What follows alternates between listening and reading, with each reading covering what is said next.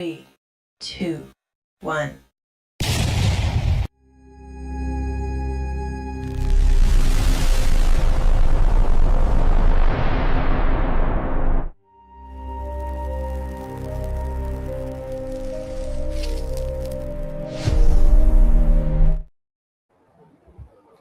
Hello, my fellow cigar lovers and addicts. Welcome to another Freaky Friday show here at the fabulous Death Star Cigar Bar here in Blue Springs, Missouri, in the basement of my house. So I hope everybody is ready for a good night tonight. I know last week, and I didn't even know that the video was so muddled and crap looking. I didn't find that out until after I took a look at the show. I think a lot of it was my Wi-Fi wasn't working really well in Dink's garage in his shop, and just wasn't getting good signal out. But we should have good signal tonight. Should have good video. Should have good audio. And tonight, gang, it's just going to be, hey Daniel, what's up, brother? Glad you can make it tonight. It's just going to be a chill night tonight, gang. I've been so freaking busy trying to get everything done at work for this June 1st deadline to get a lot of this stuff done on these houses for our clients. And I have been working 50, 60 hours for months. And with having the trip over the weekend, so good. I'm glad you're having a good one, my man. It's good to see you. So I went to Wichita for the holiday. Came back on Sunday. Woke up at 5 o'clock. Well, actually, I woke up at 4. Was on the road at 5. Drove to St. Louis. Was there all day. Got some work stuff done. I did take a afternoon for myself, took a long lunch break, and I went and saw the new Mandalorian Grogu movie. It was pretty good, but it was kind of, it was a kiddie movie, you know what I mean? Definitely a kiddie movie, but it was worth watching, and got me a big ass combo and popcorn and some Junior Mints and a big ass Sprite. So I just kicked back, ate the whole damn bucket. You know, it took me most of the movie to do it. I just kept munching on it, but it was good. Had a really good time and got some stuff done, and then had to drive back on Tuesday, and then just been back putting out fires. Been having some massive problems with contractors from that work for Home Depot. Got some countertop going in some of our houses and some flooring going in some of our houses, and we've just been playing hell with that, and ended up having to go a different way, but it's all good. That's my job. That's what I do. Solve problems and take headaches away from my boss. So that's kind of what I'm up to. Did have a good week last week cigar hunting. Like I said, I got a box of the Opus Societies, which I'd never even seen one, and they had a whole box. And I was like, God, do I do this? Do I not do this? And I was like, man, I've had one, and it's dynamite. I mean, I think a lot of these I'm going to probably do some giveaways with, and I got some buddies up here that I'm going to share with, and may do like a big giveaway on one of those with a couple other sticks for somebody. And then next week, Monday, we're having our big meeting, find out what's going on with the company and stuff. And so just going to kind of be doing that. And then I don't know. And Monday's my birthday. So I turned Heinz 57 this year. Can't believe it. Just Time just flies, man. It just goes by way too quick. But anyway, Daniel, what are you smoking on tonight, brother? Hopefully something good. I'm just sipping on a 1919 root beer, and I went out and got me some goodies today. I had a nice little haul. They had another Opus drop up at Outlaw today, so I went up there and grabbed a few more sticks. Got another Opus 25th Churchill. I got 4 of the 20th anniversary Father and Sons, and what else did I get? Yeah, I got 4 of those, and then so tonight I'm going to be smoking on one of the Fuente Rare Pink Blacks. I was lucky enough to get a few of these last week, and just going to smoke on one of these tonight. I have not had them, and this is the Black Panther Vitola, which it's pretty much the same as the God's Whisper, the 20th anniversary God's Whisper, which is one of my favorite cigars.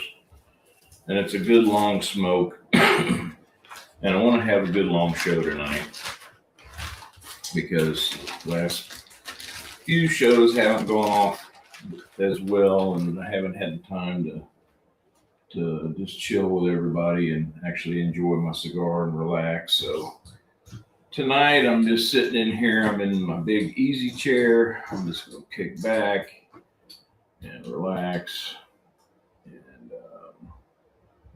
hopefully we'll have a good time. Get this thing cut. Get this foot band on it just slid right off, and I think on this big bad boy, usually do like a V cut or a chisel cut on these, but I think I'm just going to do a straight cut on this one tonight.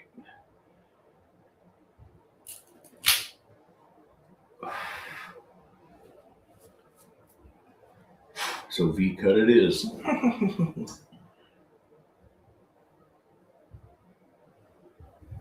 Hey Ryan, what's up, buddy? Glad you can make it to the show. It's going to be a good one tonight, Ryan. We're just going to chill, and we're going to be here for a while, so it's going to be a good Friday night, and glad you could make it in. What are you smoking on tonight, bud? Hopefully you got something good.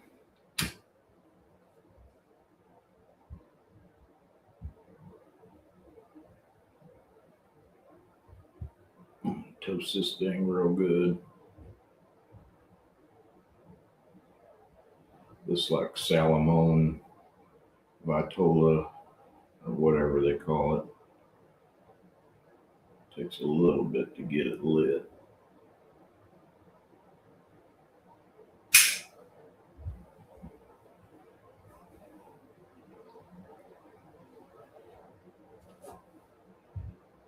Well, hope you had a good week. Did you have a good holiday? Man, I had such a great time with my family. You know, my brother and his wife, we were hanging out over at his house and cooked up a bunch of baby backs and some chickens, and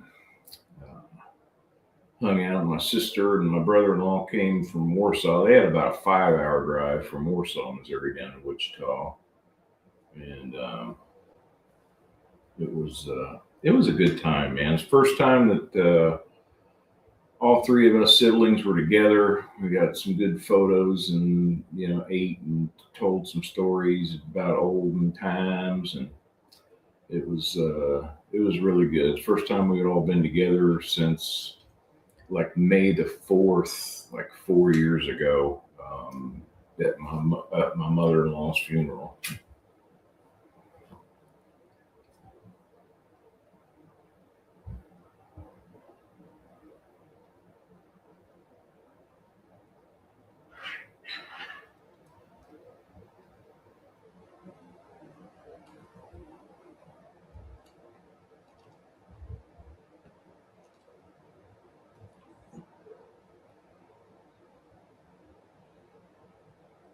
baby going.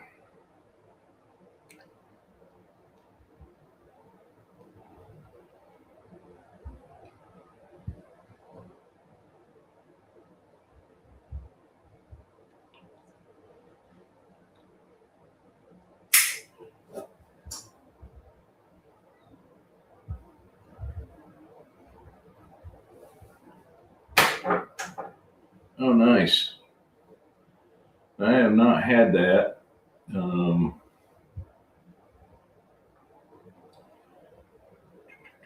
Not even familiar with that brand. Is it pretty good though? Is it something that you get local, or you got to order those?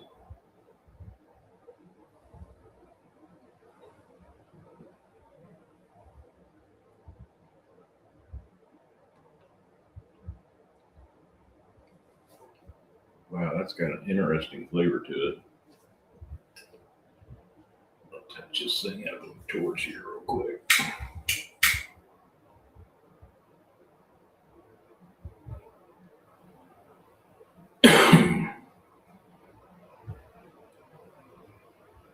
Yeah, it's been a really, really good couple weeks for the old humidor. In fact, with the not counting the box of societies that I got, because I'm not even going to touch them some bitches for a minute. I'm going to let them sit, and I think he's had them for over a year. So I mean, they got some age on them, and he keeps a really good humidor down there. I got them at Cigar Chateau in Wichita, Kansas, and but with that, hey, Mr. Cash, what's up, brother? Ron's driving tonight. Appreciate you listening in on the show, buddy.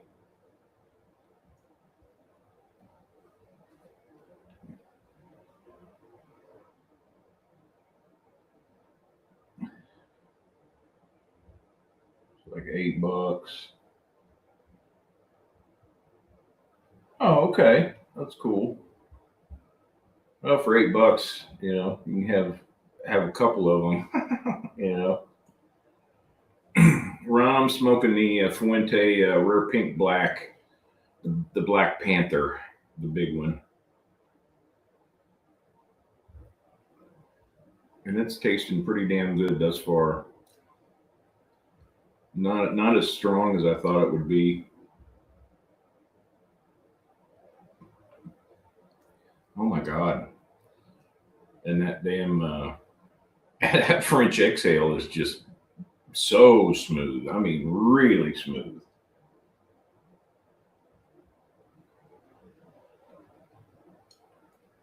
I mean, even with a big old mouthful of smoke, that's coming out really good. And I'm glad I got a few of these. In fact, they just put out another box. They put out another 4 boxes of all Vitolas, and I think I'll be heading up tomorrow to buy buy a few more of these. This is going to be tasty. I can already tell.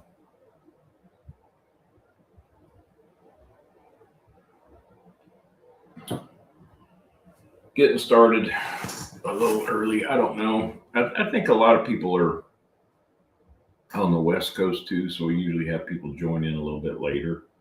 But it's always good to have a good couple of cigar lovers and addicts come in early and hang out and start everything off with me on a Friday night. Like I said, after the last few months and the holiday weekend, and man, I drove probably 1,300 miles in the last week, and that's a lot. That's a lot. My shoulders get sore, my neck gets sore. Mr. Cash knows what that's all about. Fighting that wheel. And so this week too, so today is my daughter's birthday. So happy birthday, Tiff. My daughter Tiffany turned 39 today.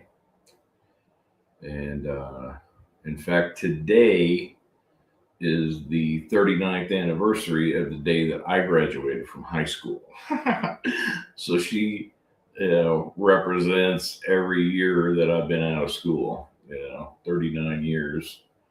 Next year they're supposed to be having some big, to do 40-year powwow things, and you know, uh, well, thank you, sir. Appreciate that.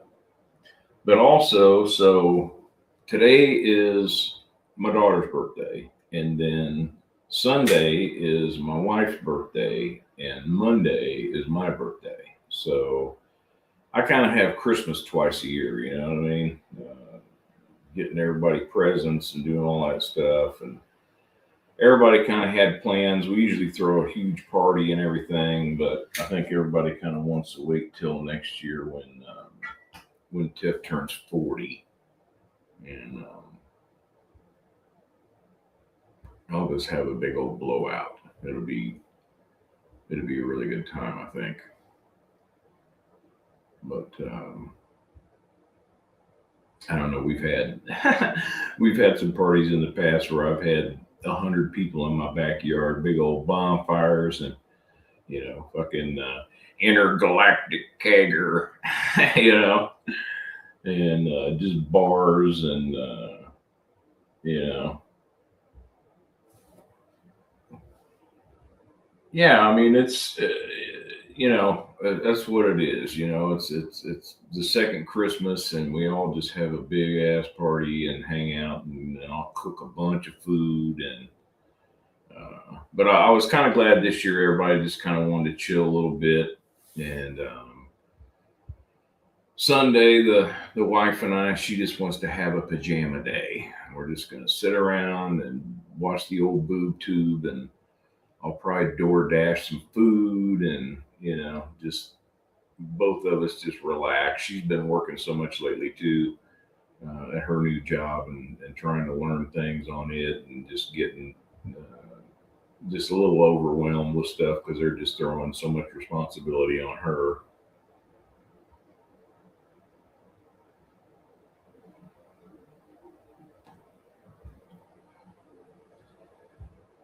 But some exciting cigar news. Um, so Casa Carrillo, which is EP Carrillo, just released their Deep Blue, which is a real limited. I think it's 2,500 box release. And just like them, they got the nice fancy box. It comes with a nice medallion. It comes with a 20 count box, beautiful wrapper. It's gonna be a good cigar. I think it's more of a medium full cigar. I'm not sure of the makeup on it yet, but I ordered a 6-pack, and I'm gonna give those a try. And then I think Cassie's getting a couple boxes at the old cigar room, so she's gonna save me back a few. Hey, what's up, Young? How you doing, brother? Yeah, had a pretty good week, bud. Just been kind of busy, and oh, so I wanted to tell you, so that order, so the Johnny Tobacco Maduros, I told you that I was going to send you one of those. I guess that was a pre-order, and those aren't due to come out until July. Um, but I got another little bunch of crap I'm gonna box up and ship out to you first of next week. So you'll have something coming, and then uh, when those Johnny T's come in, I'll make sure and get you one of those. What are you smoking on tonight, young one? You back to smoking this week? I'm smoking the Fuente Rare Pink Black Panther, and it is damn delicious. I mean, so damn delicious that I'm probably gonna break out the credit card tomorrow and go buy the rest of this box.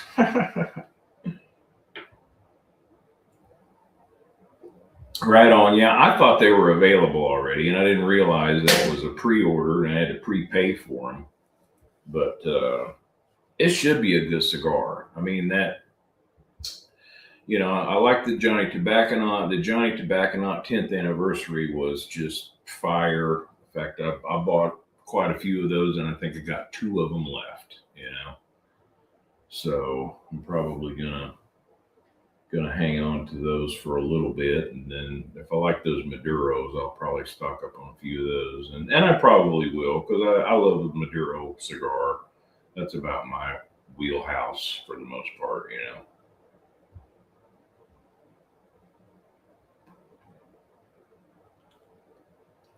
But this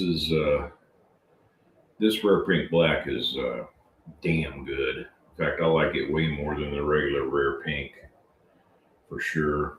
And I've only had a few of those. And I like the fact that they, support breast cancer and cancer awareness and stuff for women with some of the proceeds from the cigar. So I'm always glad to help old Carlito with some of his causes. I mean, he definitely does well by people. I mean, he's with like the Opus Exodus that he does and the foundations that he supports for the people that work in his factories and stuff. He's just a great guy.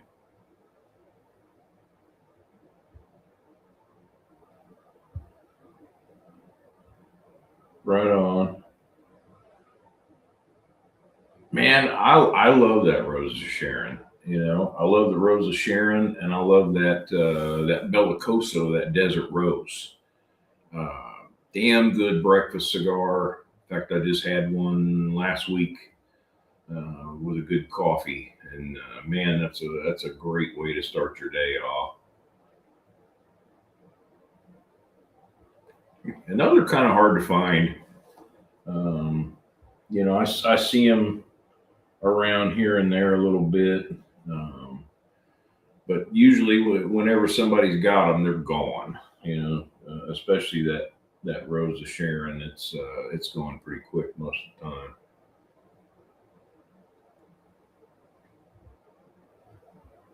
But I'm really looking forward to that Room 101. Should be really good, and I'm really looking forward to that EP Deep Blue. I should get those next week, so maybe on next Friday's show, I'll fire one of those up and let you know how I like it. So far, just getting into this thing, man. This has a really nice, like almond flavor to it. You know what I mean? Like a smoky, like a smokehouse almond almost. And it's not real spicy, and it's real pleasant on the French exhale. Really, really digging this cigar for sure. And I need to get to smoking cigars, man. I've been I've been buying so much shit lately. It's just uh, it's just crazy. And I finally got my Opus 25th humidor full. I mean, it is crammed full, and like I said, with the exception of those societies, which I actually bought the box of societies, and then they had one of the little 3-pack coffin boxes that had 3 societies in it. So I took those out to put in that humidor, and I'm gonna just let the box sit and age for a while before I even get into it. Hey, there's Manny. What's up, brother? Welcome to the show. Happy Friday. Happy Freaky Friday. Hope you had a great week, brother. Chime in, let us know what you're smoking on, what you're sipping on tonight.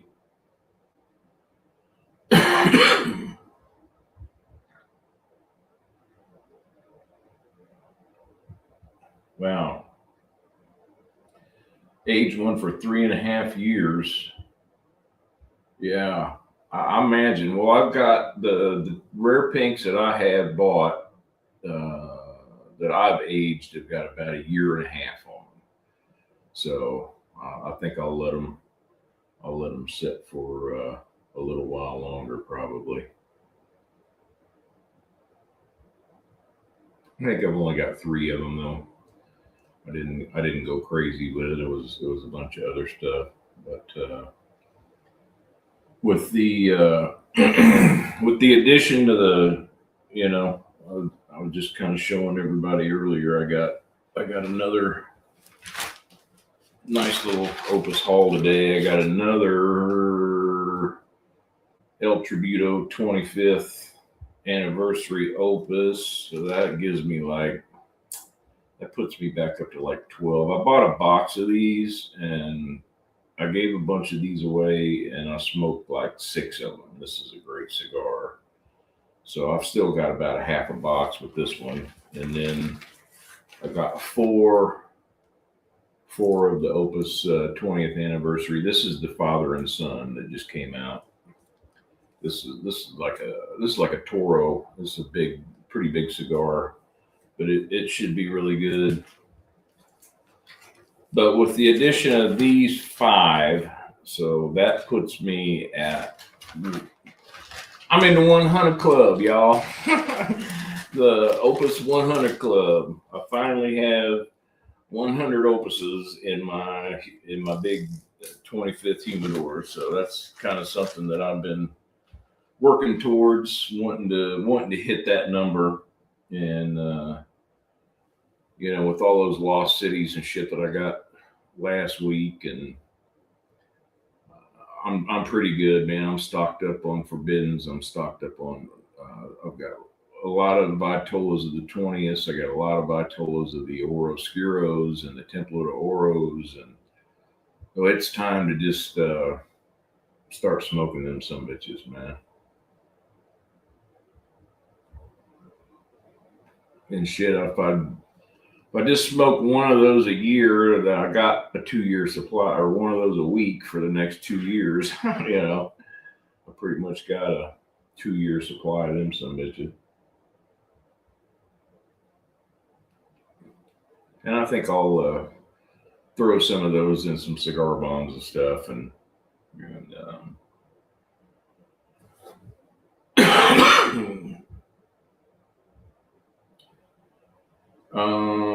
no. In fact, they got a box of those. So that's that La Familia. That's, yeah. Those are like 170, $680 a stick. And they got one. It's in that big ass white box, big humidor box. And I've seen it. I've looked at it, but I'm just like, man, I don't know. And I've heard a lot of people say that they like the Padron one a little better. But man, I just don't know if I want to buy one of those or not. I mean, hell, if I bought one of each one of those, that'd be a box of something else, you know. So that's on the to do list, I guess. And they've had that box for a minute. They ain't going nowhere. So if I want to get one, I may do it. I'm kind of saving up my points from buying. You know, they got like a rewards set up, and you know, hey, what is up, Enrique? So, brother, I got your cigar that you sent me today. As a matter of fact, I just opened it up. I got it in my little bag. So Enrique sent me. Is this the warped La Comina? Is that what this is, buddy? Because I've not had this cigar, but God, it smells good.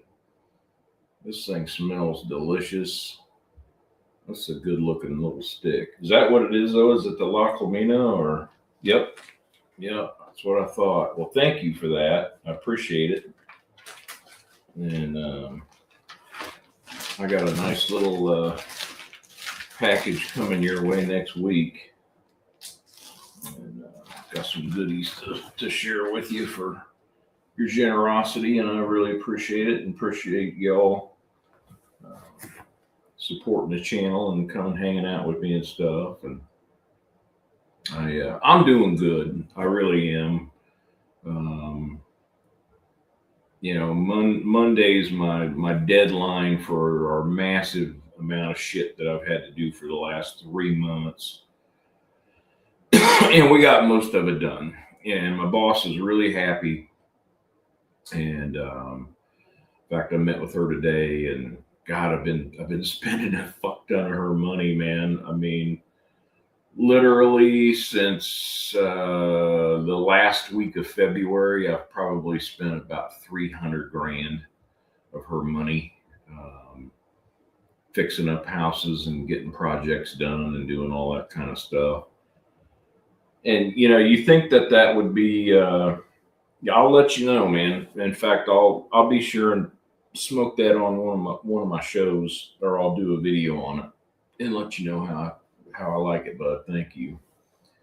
But it's kind of one of those deals. It's kind of like Brewster's Millions, It's like you got to spend 30 million in 30 days and have nothing to show for it. And if you can do that, then you get like 300 million, and it does get old. It's a lot to keep track of. It's a lot of receipts. It's a lot of, coordinating stuff with contractors and dealing with the problems thereof. And it just seems like, a lot of these guys, they don't want to work. They take these jobs and then they don't show up, and they don't, they're like, oh, there's it could be asbestos. I think you're going to have to get it. And I'm like, no, motherfucker, the house was built in 1986. It ain't got no fucking asbestos in it. Just put the goddamn floor in, man. Rip the shit up. And, they think that they're going to just do this easy, quick job, and they're going to be able to get in and out and make some easy money. And then you throw a hard job their way, and then they want to fucking boo-hoo and cry about everything. And it's just comical. It's like, what the fuck? In fact, I had to fire one of the flooring guys this week and call Home Depot corporate and talk to them about this bullshit going on. And it's like, I had a countertop job they were supposed to do for us, where that contractor refused to do the job because it had an old tile countertop and he didn't want to do it. So he came up with a bunch of excuses and a bunch of, asbestos and mold and the bullshit. And so I had to go somewhere else to get that done. And then this deal with this flooring this week has just been like, okay, I'm over it. You know what I mean? I'm not going to play that game anymore. You know what I mean? There's plenty of local contractors that that we can find, and I can buy the materials myself and save a little bit of money and just find somebody to put it in. But I am definitely ready to get back to working like some 40-hour weeks. I mean, the money's been nice. Don't get me wrong. I mean, I've had several checks in the last few months that I've had. I get paid every other week, and I've had over 40 hours of overtime on each one of those checks. And so I'm working 3 weeks in 2 weeks, and shit's getting old. I'm definitely ready to just kind of kick back and just sleep in a little bit later and go have some breakfast with my wife, or get up and have more time to sip on a coffee and smoke a big fat Connecticut Churchill before I go to work.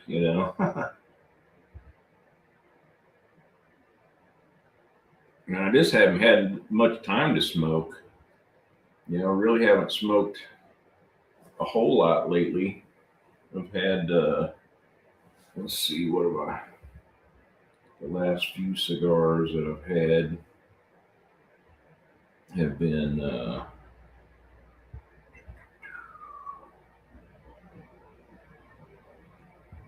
so I had of course, I had that Fiddlehead last week, and I've had a CAO Brasilia box press and EP Carrillo La Historia Silk, and a couple La Aurora Puro vintages, the 2009s, and like a Room 101 Namakubi.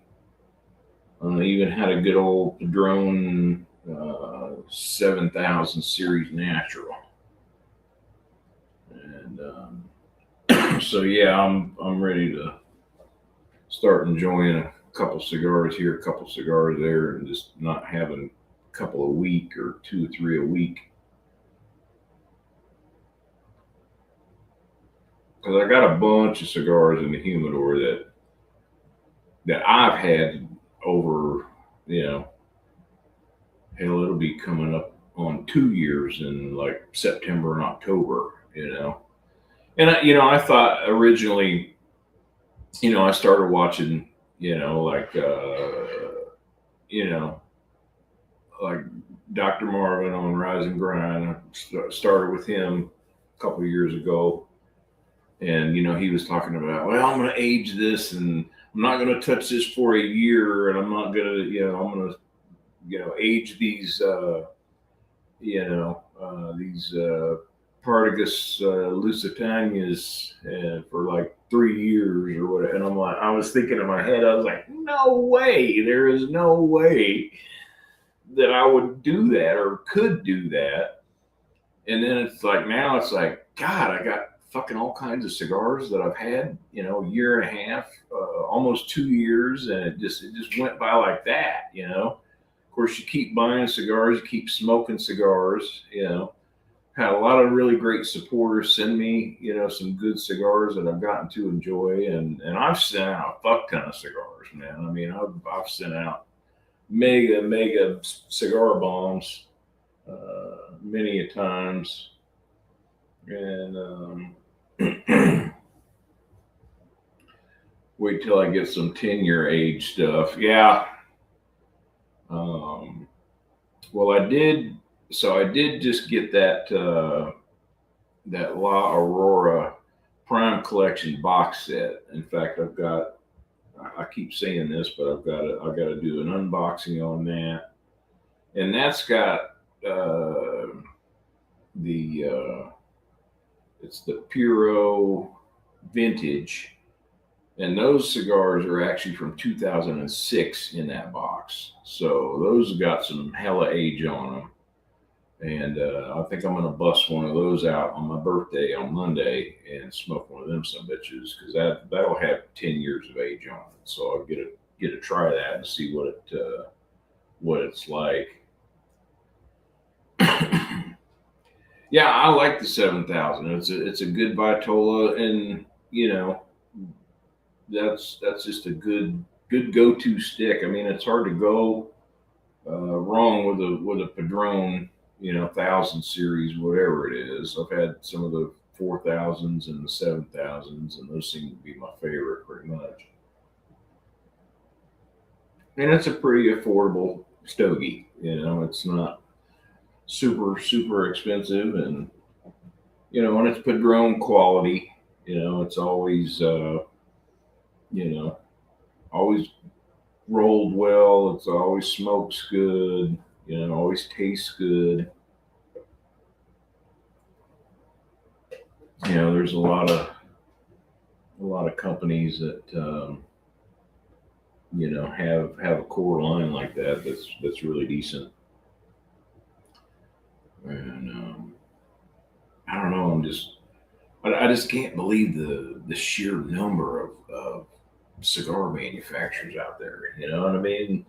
Just in the United States, I mean, I can't imagine some of the stuff that, they can get in Europe and some of the places where they've been, smoking cigars for, century, or whatever.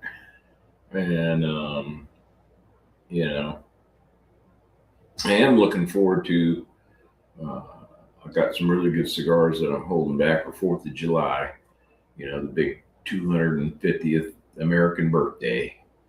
I think that's going to be a good holiday for everybody this year. I'm hoping so.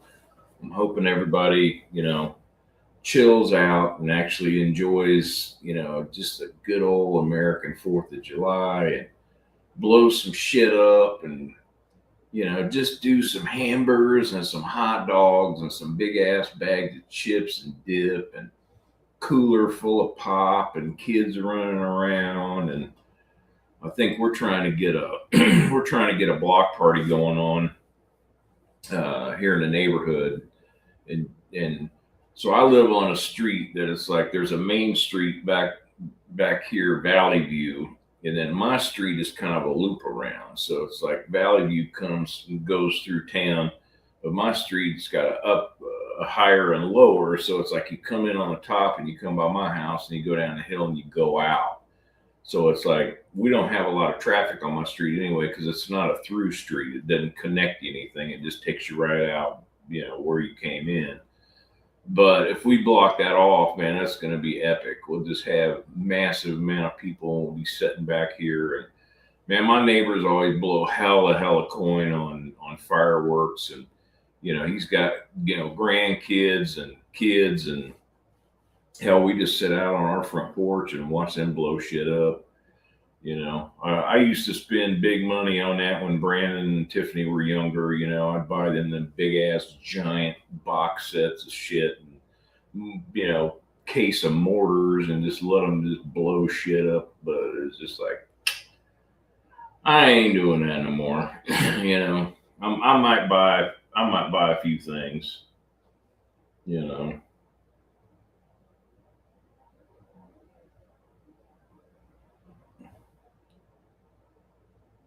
Yeah, I know, dude. And that's the great thing is, there is so many, and a lot of them are really good. You know, um, I mean, how many cigars have you really had where you've been like, put the some bitch down? You know what I mean? It's like, I think when I first started smoking, I had a few cigars that I put down.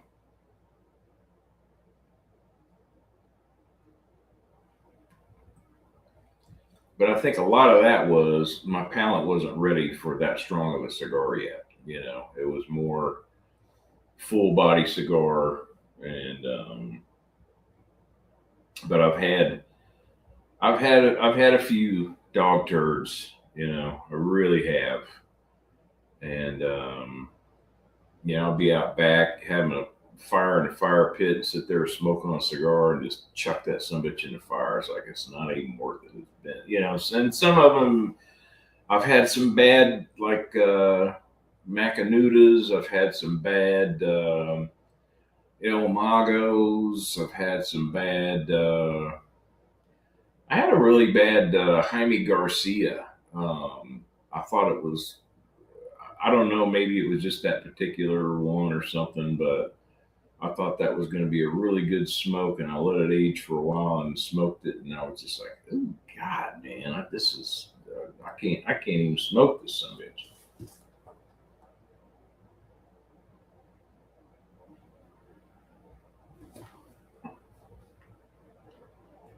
And I have heard that. I've heard a lot of people say that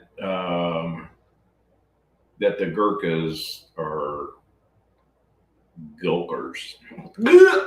you know, my brother gave me one. It was in like a glass tube and shit that he had got at a work function. Somebody gave it to him, and yeah, I think they gave them to everybody because they were playing golf and they were going to go out and play golf. I smoked that some bitch and I was like, oh my God, man. It just blasted my palate and just, you know. It's like I took a fucking hay bale and set it on fire and fucking just drew it all into my mouth all at once. It was horrible.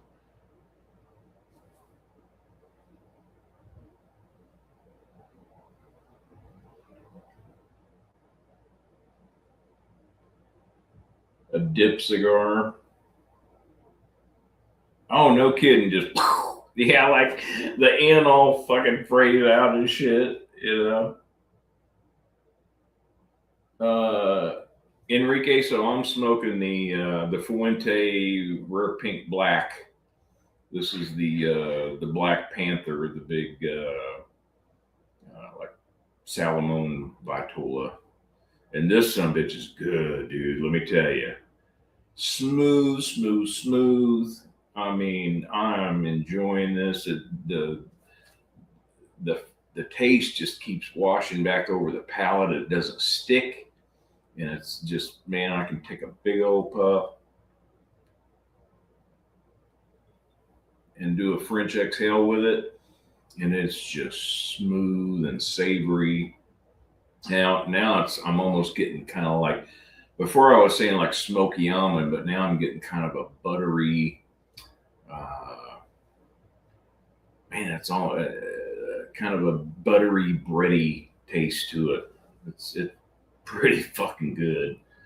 Like I said, they just put out another round of boxes of these, and I'm gonna go up tomorrow and pick up, hell, at least 6 more of these some bitches at least.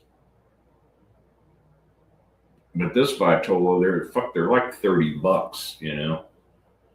So, but I mean, you know, leave it to Fuente to, you know, charge a premium price for a really damn good stick.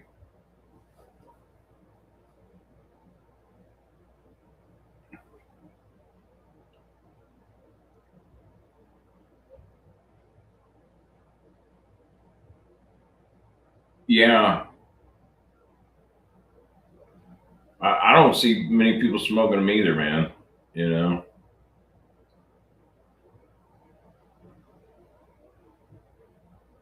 really kept smoking the damn thing, wrapper shredded, the shit, but the bun. Oh yeah, now I've had that happen to me too a couple times.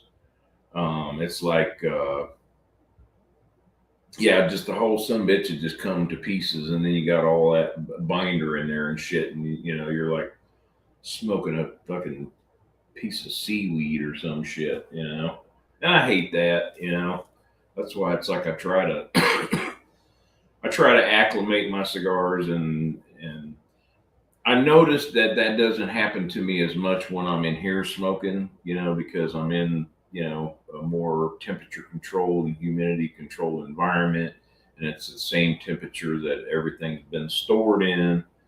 And but man, I had one last summer that was like that. I took it outside, and it just freaking just unraveled on me, and I ended up having to chuck it.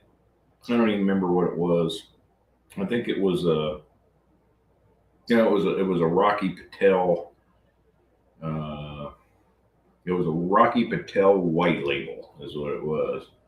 Which normally that's a pretty good cigar. I've had a few of those with some good coffee.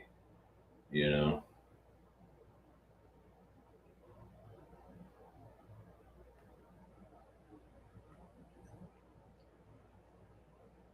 Well, they are. You know, they are worth the price. You know what I mean? It's like, and I'm kind of like, you know, early in my cigar journey, I was just like, you know, gotta have shit tons. You know, I gotta have lots of cigars. So I buy a bunch of cigars and buy a lot of cheap cigars. But then I started buying good stuff, and I was like, man, fuck the dumb shit. I'd rather have one great cigar than 3 mediocre cigars. You know, I mean, honestly. And you know, and look how that some bitch is smoking. I mean, it just, you know what you're getting. You're getting your money's worth. Um, you know, and why not if you can? And I mean, as hard as I've been working, as much overtime as I've been getting, I've been really buying a fuck ton. Um, you know, yeah, and I don't like bitter taste. I can't do it.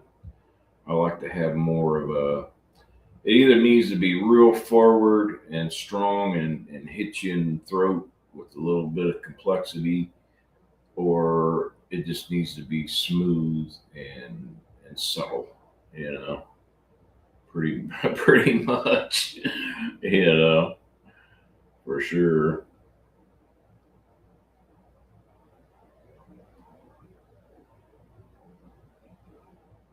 Hello, Wigwag. Welcome to the show, man.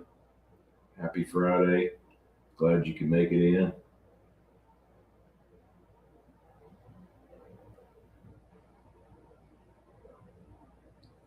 But yeah, these are really delicious. This is the first one of these I've smoked, and I got like what I get. I got like two of every Vitola, and then I bought an extra one of these today to smoke on the show tonight. But like I said, I think this is where it's at, that Black Panther. So I'll definitely pick up a few more of those for the Humi.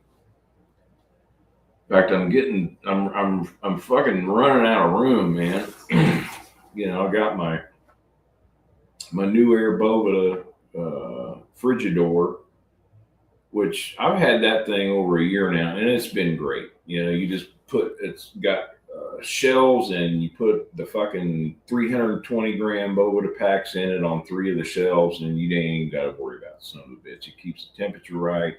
The Boveda packs keep the cigars. I throw 65s in it because I like my cigars a little drier, and it usually rides right at about 67. But then the cigars pull out and smoke at about 62 to 65. So that's right where I like them. But that's supposed to be a 500 cigar humidor, and I'll be damned if that some bitch is gonna hold. It might hold 500 Robustos or 500 freaking Lanceros maybe, but it ain't holding no 500. And all the rest of them are starting to get pretty full. So back behind me in this spare bedroom, there's a closet in there, and it's the spare bedroom for company and shit. But it's just like nobody ever comes and visits, or if they do, they usually get a hotel. So I'm trying to talk Mama into letting me fucking build me a walk-in humidor back there, and just do it up right, and line everything with some cedar and put some nice shelves in there. And I got a buddy of mine I went to high school with. His name's Kevin, and man, he does some amazing woodwork. And I'd love to have him, whittle me out some shelves and help me build that some bitch, and then get me a really good humidifier machine. Spend some money and get a really good one, and then just have a walk in,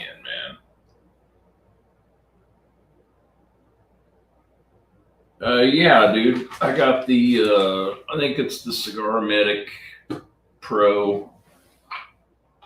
Yeah, yeah, the Cigar Medic Pro. And I do measure my stuff a lot of times, and sometimes I don't. But I tell you what, this sumbitch makes a good nubber. You know what I mean? You can pop this sumbitch in there and nub your shit, and then it sits real nice on the ashtray. So I use this thing as a nubber quite a bit. But I do check my cigars a lot of times, especially stuff that I've been letting sit, or I try to vary and check different levels of humidity. When you get a humidor that's so crammed full of stuff, man, it's like, I'd like to move them around and let them get air, and see what part. It's kind of like a grill. What's the hot part of the grill? What's the cold part of the grill? You know what I mean? You got to move your shit around and get them in the sweet spots. And certain cigars do better on certain shelves, and I've kind of learned that. It's like where I want certain cigars to rest. For sure. But like I said, pretty much the 65s is what I always use, and um, I got hygrometers in every one of them. I just got the little Govee Bluetooth ones, and but hell, they read all over the house, so I can check on them and and keep an eye on them. But like I said, for the most part, most of my humidors ride right at 67,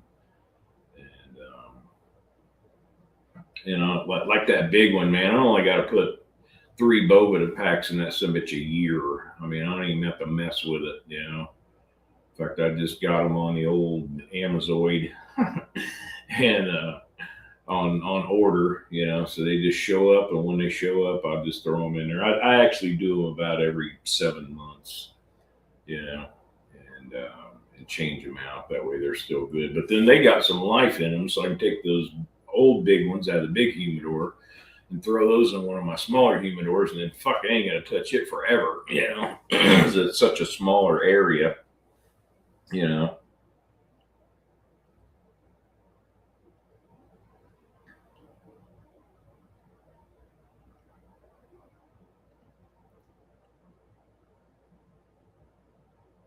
Yeah, yeah, no doubt. Yeah, Father's Day is coming up, and Father's always a good time of year to buy grills, little accessories like that and stuff. Of course, I tell my kids and my family that, you know, all I want is just everybody to get together, and let me cook a meal for everybody, and I usually have them chip in on the groceries, and that's pretty much it. I mean, I spoil myself rotten all fucking year long. I pretty much, if I want something, I buy it. I don't have to wait for special holidays and shit at my age. But um, yeah, it's a good time. It's kind of like Black Friday and Super Bowl week is like the best time of year to buy TVs. You always know that it's like, yeah, if I need a TV, I'll just wait till then or wait till then. But I'm really looking forward to. So Cassie at the cigar room. Um, yeah, it is, man. It's a really great family day. I mean, that's what it's all about. Celebrate Dad. All the sacrifices that you've made to give the kids the life that they've had and spoil them rotten. And I never lived vicariously through my children. You know what I mean? I wasn't one of those dads that's like, wish I'd have played football or did this or did that and forced all that shit on my kids. I've always let my kids make their own decisions with their lives and what they want to do and all that. And all I've ever done is just provide them with opportunities. You know what I mean? And let them make the choice. But I did spoil them rotten with shit, and a lot of the stuff that I wanted that I never had. And a lot of it, you know, a lot of it went really good, but I really only had uh, I really only had one rule for my kids growing up, and it was simply this: you're gonna fuck up, you're gonna make mistakes, and as long as you tell me the truth always about what happened, then you won't be in trouble. You know what I mean? It's more important for me to be able to trust you and you to be able to trust me. And there isn't anything you can do in this life that fucking up that I haven't already done twice. you know. So I want you to know that I'm there for you to help you get through it, whatever mistakes that you may make. But you got to be honest with me, and you got to tell Dad the truth about what happened, and you won't get in trouble. And that was it. You know what I mean? I didn't really have to. Didn't have problems with my kids, man. They were great. They did good in school, and they freaking weren't a bunch of brats, and it was, man, we had a good life raising those kids. You know,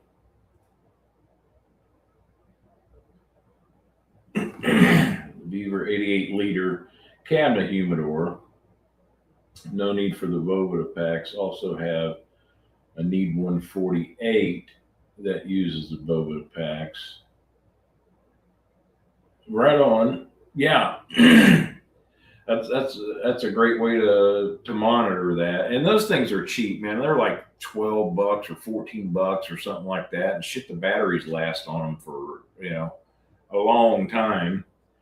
And I always calibrate them. I get one of those 75% Bovita calibration kits to calibrate those with. But once I do that, um, um, yeah, I I like I said, there's really nobody using that sumbitch back there, and I've given so much of the rest of the house to my wife, and let her do her stuff and decorate and everything. It's like I got my little cigar, my little Death Star down here, and my office, and spare bedroom. But I like, and that closet's just full of crap. It's full of fucking decorations, and my wife's a huge Halloween and Christmas decorator, man. I mean, good God, it's just totes and totes and totes and totes of shit. She it makes her happy, and that's her cigar land, and I support it. But it's like, I think we can find room for some of that shit somewhere else, so I can build me a walk-in. That would be nice. Right on. Yeah, I mean, if you're gonna do it, you might as well know that they're accurate. And I'll play around with it. I might take a week. I might take 2 weeks to calibrate it. Just and the air temperature, fluctuates those readings and has a direct, uh, opposition to relative humidity. So you really want to try to make sure that you're keeping your room about the same temperature. And as long as you can do that, because you bump those things a little bit and then they change, and then you want to let them sit for a day or two to see where they level out at. But you get to doing a couple of them, then you got it down pat, and you're good to go on it for sure.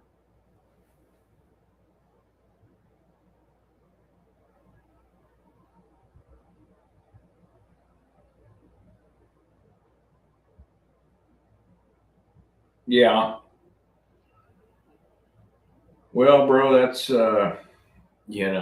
just part of our getting old and that kind of stuff. It's like there's seasons in life for everything, and it is a lot of work, and especially the gals, they get so wrapped up in it, and it is a lot of work, and I try to help her out as much as I can. I'll set the big stuff up. I mean, shit, she got a 24-foot blow up reindeer that goes out in the front yard, and all this shit's got to be put up, and lights, and oh my god, but she really makes it really festive. And yeah, and Halloween too, man. She's got like this giant ass skull and these big old hands that come out of the ground, and she's got big skeletons and all this shit.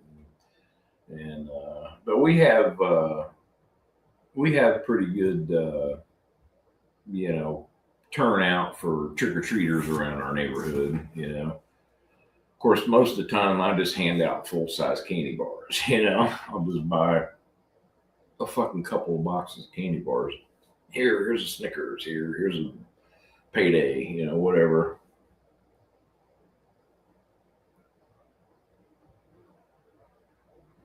Yeah, Brenda's the same way. Just half the fucking garage is just totes for that, and then she's got a couple for like she's got a Fourth of July one, and but that's about it. She doesn't really get doesn't really get too much into it. And yeah, I think she loves Halloween more than friggin' than Christmas for sure. You know.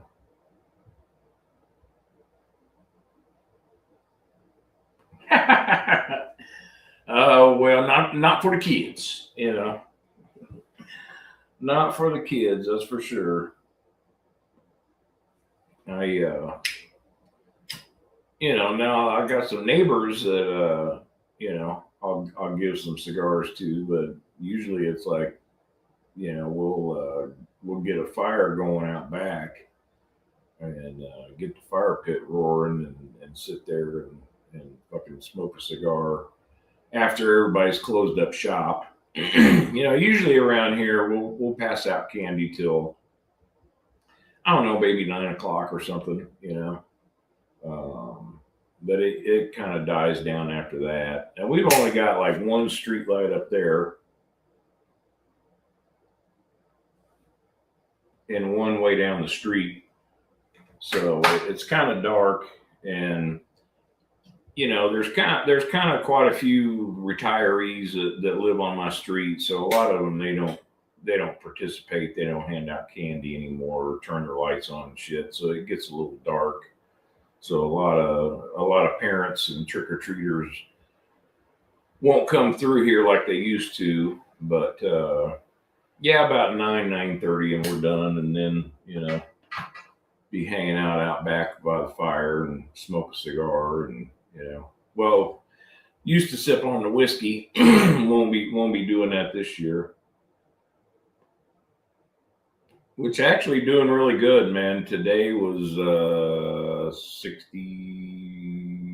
64 to 63 days sober today. So I made it 2 months, and it's been going really good.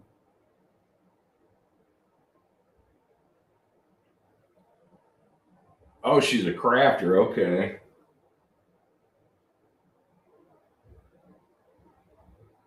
Yeah.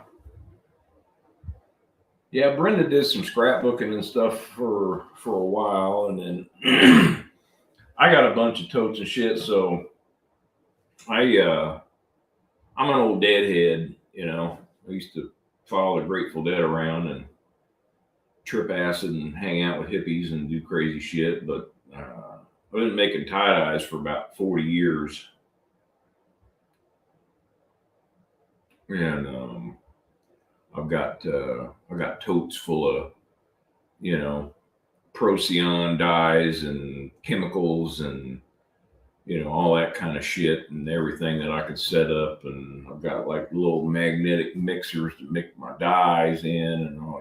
So that's about the only crafty thing that I do. Pretty much.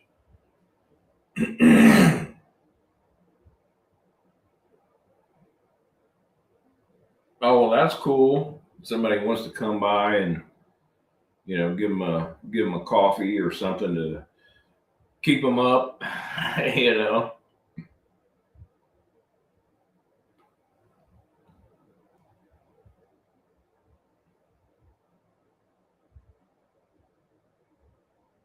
Oh yeah, for sure.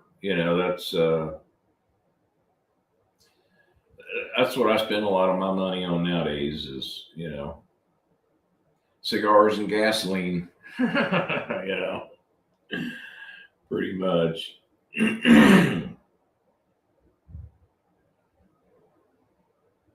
First was in 1985, Alpine Valley, Wisconsin.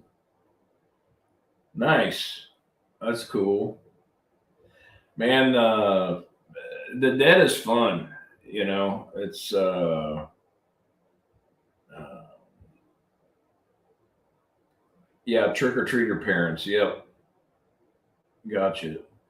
Keep them up, keep them kids moving around. But Yeah, so mine was 89 through 91. And man, it was fun. And you know the deal. It's like you get to a Grateful Dead show, and it's like, you buy some seats there, but it's like there's a huge difference between the seats that they sell to the locals and the tickets that get bought by the Rainbow family. You know what I mean? It's like night and day, man. It's like, you're just hanging out with some people that just want to rock out at a concert and maybe try some acid for the first time or some shit, versus the, stepping into the time machine and going over here where all the deadheads are and everything. It's, it's something to behold for sure.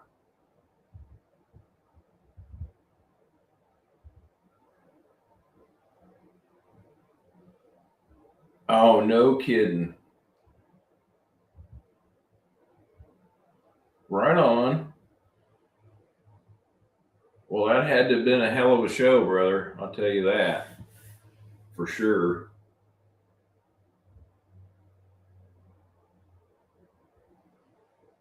The thing I loved about the Dead touring, and I mean, you could go to a show in Kansas City one weekend and then be in like Louisville, Kentucky the next night or whatever, a couple days later. And it's like, a lot of times they'd have the same set list, but they never play the songs exactly the same, because the Dead just jam. They just get up there and jam. And that's why, and the Dead was always like, they actually encouraged people to, you know, record their concerts. That's why they got all like these Dick's Picks and all this shit and all these live recordings and bootlegs. People just coming in and recording the shows. And a lot of people would bring some really great recording equipment and record it with. And you might hear, 100 different variations of the same song. It's incredible. And some nights there's a better energy with the crowd, and it's just a better, just a better experience all in all.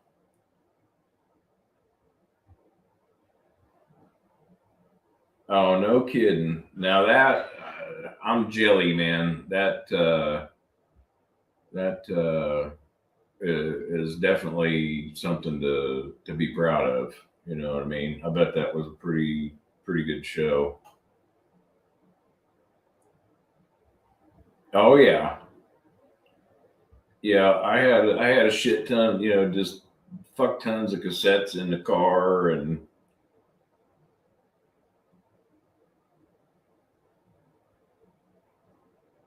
okay, now I did not know that. The re-listen. Okay. Well, I may have to bust some of that out this weekend and pull out some of the shows that I've been to and kind of revisit those. That might be worth checking out. I got a really nice system down here in my cigar bar, and a couple mono blocks and some focal speakers, and it's uh it's a pretty massive sound stage. And live stuff sounds really, really good on it. You know,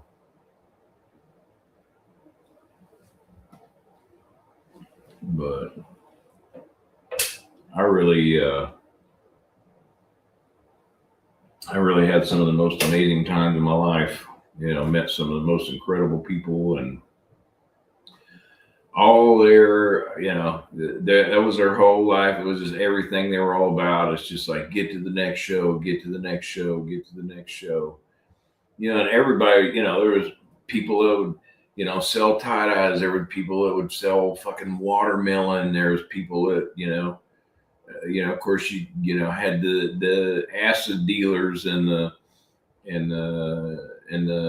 you could buy like opium and shit, that fucking perfumey, real opium, mix that shit up with some good bud and put it in a chamber pipe and shit, and sit there and smoke on some opium or eat some mushrooms, and then be out in the parking lot while you're waiting for your dose to kick in, and you fucking hitting the nitrous tanks and buying the big ass fucking balloons full of nitrous oxide for $5 and fucking passing them motherfuckers around, Yeah. Used to love hitting me some fucking nitrous, In fact, so I'll tell you a story. It was the 4th of July show. I think it was 1990 here in Kansas City. I was actually working as a mechanic in a garage in Green Valley, Missouri, and I started seeing a lot of the deadheads rolling in, and this couple came in, and they sold grilled cheese sandwiches. Yeah, I love the Fogies. In fact, I just put Fogies in my new truck too, man. They're fucking badass. French made. They make every component. They make everything. They're good stuff. Grilled cheese. I mean, just whatever you could. I mean, like I said, there was dudes that their dad was a dentist or something, and they'd fucking have tanks of nitrous, and they finance their whole trip just selling balloons. But anyway, these people came in this Subaru, old beat down piece of shit, and the clutch went out in it, and it needed just a bunch of fucking work. And these guys were like, "Hey, would you mind if we kind of set up a tent back behind your shop here and inside the fence and stuff, and just kind of stayed here until we can figure out what we're gonna do and stuff?" And I'm like, "No, that's no problem. I mean, it's either gonna cost you this." And I said, if you don't want to do that, I said, I know some people that got some cars for sale, and I could probably hook you up with a cheap ride to get you back on the road, And so anyway, they leave, go to this show. We go to the show, and it was fucking incredible. We had third row, just off center tickets. In fact, some people kept fucking trying to deadhead our fucking seats, and I was like, "Hey, man, I don't mind you hanging out here for a little bit, but you gotta get the fuck out of here. You're stepping on my toes and you're in my fucking way." But then they'd be like, "Hey, man, you want to smoke some opium?" And I'm like, "Well, yeah, I guess you can hang out for a little bit." But anyway, we went to this show. It was fabulous. And we're leaving. And it was at Sandstone Amphitheater in Bonner Springs, Kansas. And we were leaving to go home. And of course, it's like a Royals game or Chiefs game or whatever, just massive amounts of cars trying to get the fuck out and do everything. And I seen them people. And I was telling my roommate, Rich, I was like, "Dude, that's those fucking people." And I was like, "Pull over." And so we pulled over up in front of them, and I got out, and I was like, "Hey, guys," I was like, "you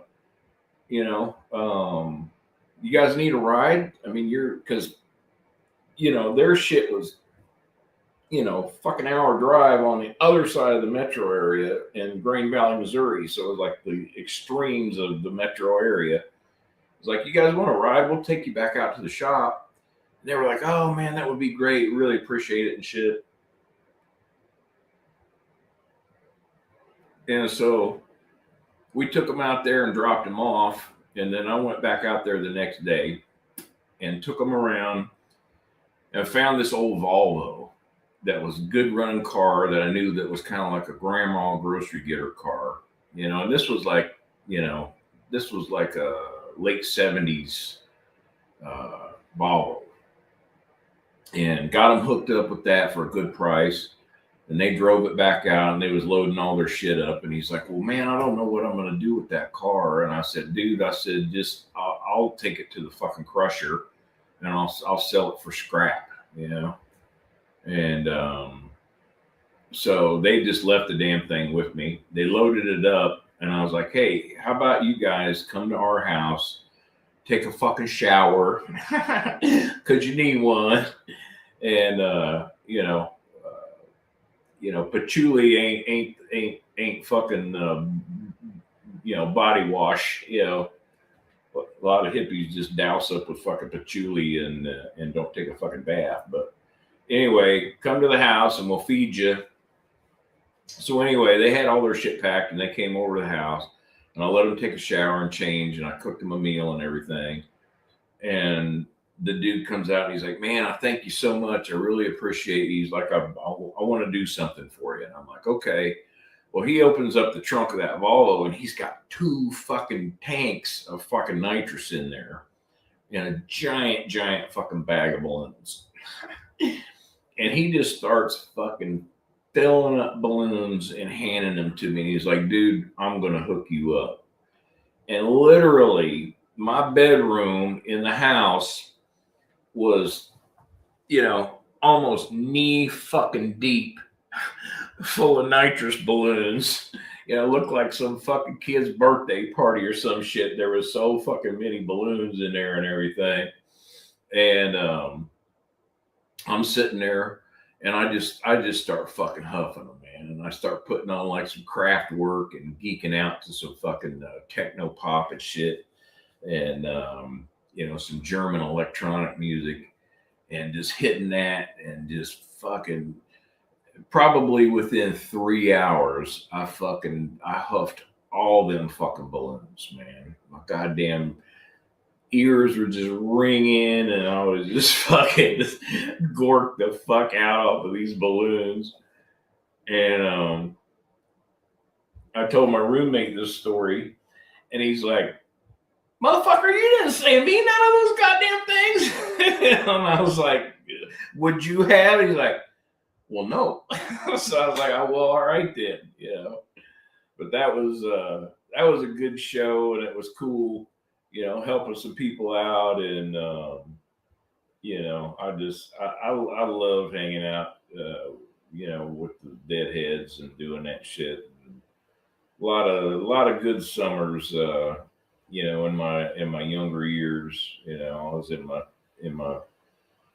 20s,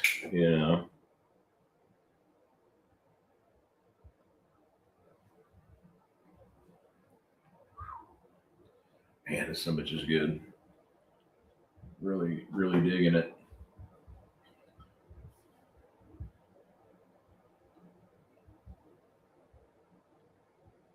Right on, yeah. Yeah, for the whipped cream. And that, the shit that comes out of the tank, that's like medical grade shit. So it ain't like doing whippets, it's not like cracking fucking whippets and you're fucking breathing in all that shit, which I've done my fair share of boxes of whippets, trust me. But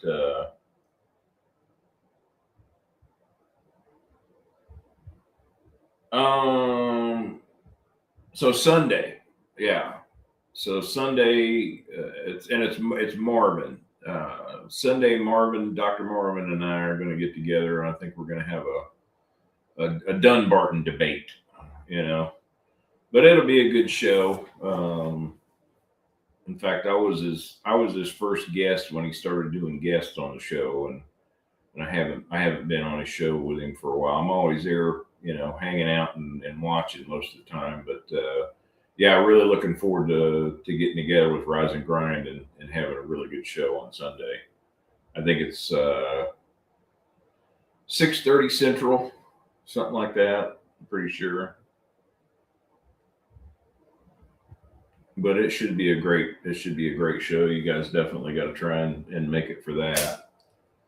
And I still got to get with him and get everything hashed out, and see what his plan is and everything. But it'll just roll, just like the rest of these. We'll just be hanging out and talking, and be nice just kind of sitting back and letting him run the show, and then I can just kind of chime in. And but I do, yeah, he's a good guy. I've been watching him for a long time. I've been a supporter of his channel, you know, his Patreon and that kind of stuff. And he does real good. I think he only charges like $3 a month for his Patreon membership, and that's pretty reasonable. And then usually, like if you join his Patreon, he had these really nice cigar journal books printed up.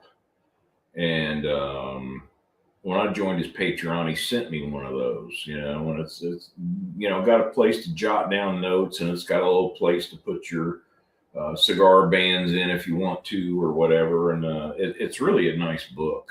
In fact, I think you can get them on Amazon if you look it up. But and it's reasonably priced, but it's a really nice cigar journal for sure. But yeah, I love hanging out, and him and I have become friends. I mean, we're really friends. We text each other a lot, we call each other a lot. We share a lot of cigars back and forth. In fact, Marvin gave me my first Cuban. It was Bolivar Bellicoso, and oh my God, it was insanely good. And I sent him his first Opus 20th anniversary. In fact, I sent him two of them. I was like, well, there's one you can do a review or smoke on the show, and then you'll have one to enjoy yourself. Yeah, they are, aren't they? They're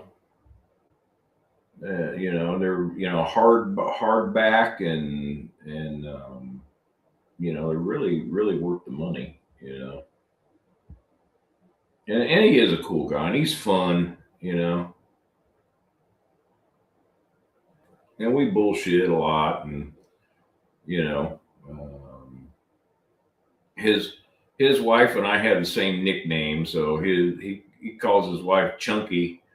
And Chunky is my nickname from high school, so that's kind of ironic, so I'm always like, hey, tell Chunky. Chunky said, what's up? But yeah, so that'd be Sunday. And then I think Ray's got another get. Ray, I don't know if you guys watch Ray's Cigar Lounge on Saturday nights, but he's Ray's really been getting some heavy hitter guests on his show.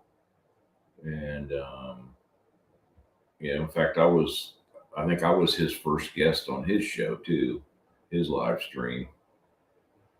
And then he's been getting hit really bad. I think he got hacked or something, and Facebook shut down his Instagram and shut down his Facebook account, and he had a bunch of followers and shit, and he had to start all over again. I mean, it wasn't like they just, put him in Facebook jail or whatever the fuck. It was like they fucking shut his shit completely down, and he had to start all over again, which is kind of bullshit, Still one of those deals where, just fighting against the machines. I don't know why the fucking machines think that we're the devil, but we are. And I don't give a shit. I love this. I fucking love this. I love this culture. I love smoking cigars.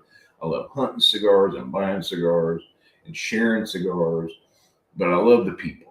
You know what I mean? That to me, even just this, just hanging out together, bullshitting on a weekend night, Friday night, just chilling, relaxing, sharing information, turning each other on to good cigars. That's what it's all about, man. And I just don't get why we're just so fucking, trodden upon, actually, And hell, a few weeks ago, I mean, I had my live shut down, and then I had some chat issues, and I don't know, these fucking robots, man. I'll tell you what, it's it's gonna be fucking Skynet. At some point, we're gonna become self-aware and watch the fuck out.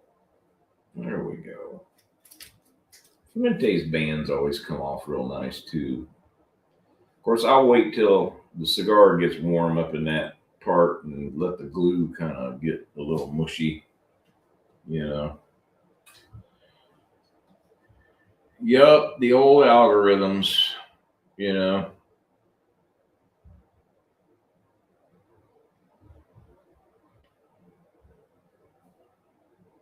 It's just, and I mean, think how many goddamn people and how much video and how much stuff is on there, and that, I mean, they gotta have, fucking 100 football fields put together full of data shit to monitor that, and just the sheer computing power alone that it takes to monitor all that shit is just insane. It really is. Ryan says, yeah, listening to me and Marvin has exposed him to some cigars that he made. Well, yeah, I mean, and just that's it too. Is everybody turning everybody on to different cigars that they like? And it's like, when I ship y'all out a cigar bomb, it's cigars that I've enjoyed. It's cigars that I have been like, yeah, I love these, and I yeah, that 601 Maduro. Now I haven't had the 20th anniversary, but I bet it's damn good. Yeah. Well, you enjoy that, brother. But it's like, sometimes it's easy to fall into that hype, when you have some cigars, you have shit that it's like, oh God, and brands, you know what I mean? It's like, one of the brands that I chase a lot is the EP Carrillo, which is, Casa Carrillo now. And like I said, I got 6 of those deep blues coming. Should have those next week, and then if I really like them, then Cassie will probably sell me a box. And I like a lot of their cigars, like the purple. I really like the Pledge Purple. I thought it was a great cigar, and I bought a couple boxes of those, and I've sent a few of those out, and I really like those. I really like the definitions. I smoke a lot of definitions. I want to get my hands on some of the ones that they released at PCA this year, and they're available. But yeah, it wasn't it? You know what I mean? Just God, just a good, solid smoke. Lots of smoke, lots of complexity. Just a great stick. Good, and I love. One of the things I love about the Carrillos, man, they make a lot of box presses, and the Encore Majestics and the Celestials is what got me into EP Carrillo. I smoked a lot of those starting out when I first started my cigar journey, and they got me loving the box presses. I just love a box press cigar, and being that a lot of the stuff that they release is all box press, so I really enjoy it. Yeah, Ryan. So, well, they just not too long ago they just released their 5th anniversary cigar. It's called the 5 Años, 5th anniversary, and it's a little robusto, but it's a delicious cigar. And then they had the 13th something. They had like 4 cigars that they came out with at PCA this year. And one of them's got a white band, and then they got another green band one that's not the Cameroon. It's another, I think it's maybe a San Andreas. But yeah, they came out with 4 blends at PCA this year, and I'm starting to see those available. I'm kind of waiting for my local humidor to pick those up. Um, you know, but yeah, that purple. In fact, I shot some B-roll. I need to do an unboxing and smoke one of those. Do an unboxing video of those. Like I said, I bought 2 boxes of them. Some bitches they are really good, and it was kind of a limited release, so they say. But I've seen a second round of them come back out.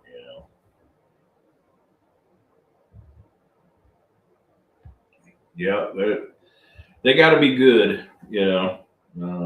Pretty much everything that that they've come out with has been decent. Let me see if I can look those up.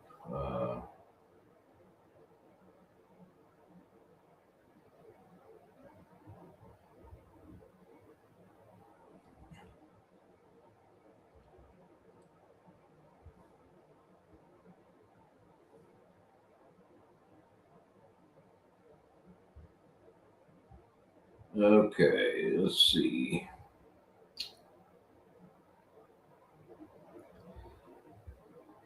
Okay, so they got one. It's called the Pilot, which is it's PI50T. In basketball, a player's pivot foot is a foundation for shooting, passing, and creating space. Hackey enjoyed playing basketball when he was young. Let's see. See, he always uses the number 5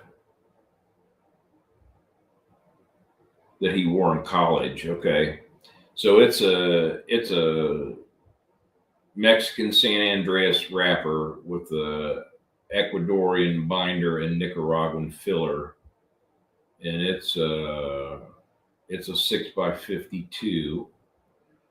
And then the next one is called the 113 ONE13, and it's a Mexican San Andreas with an Indonesian binder and Nicaraguan filler, and it's a 5x52, and that's got a white band on it.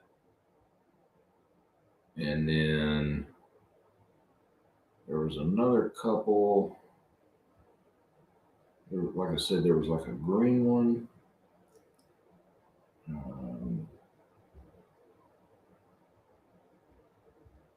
The 919 Maduro Toro. Now that one's been out for a while.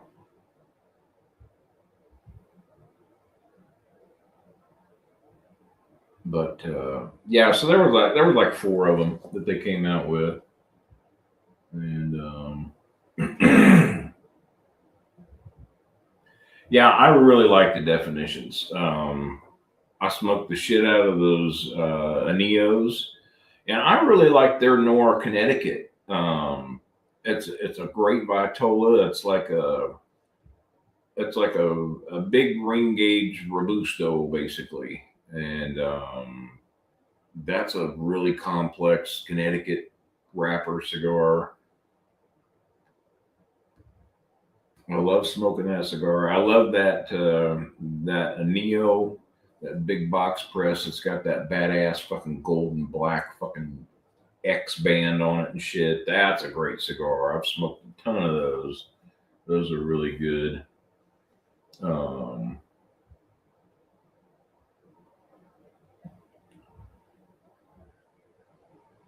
Right on. Well, I'll have to check out your channel, brother, for sure, and see what you got going on. I have not smoked. I have not smoked that one yet. I have not smoked the Enrique. I just been smoking the shit out of the other ones in the Noir Cameroons. I've smoked a bunch of those.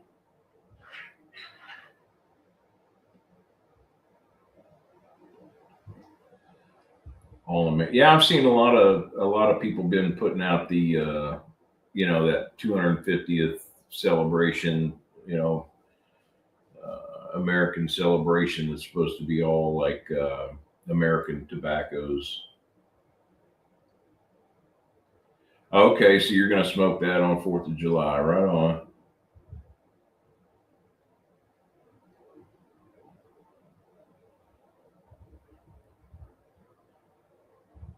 Well, hell yeah, man. Uh, be glad to have you on the show as a guest anytime. You want to come and get on here with me, and we can grab a couple of definitions and tear them up. That would be fun. I would dig that.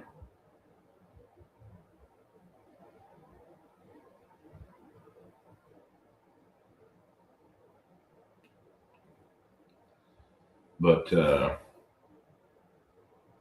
yeah, and then there's just been a lot of other shit. I really want to make sure that I got some of these rare pink blacks. I missed out on the first round that they had. They only had like one box of each, and everybody's bought those up super quick. They were gone, and but then they've had two more releases,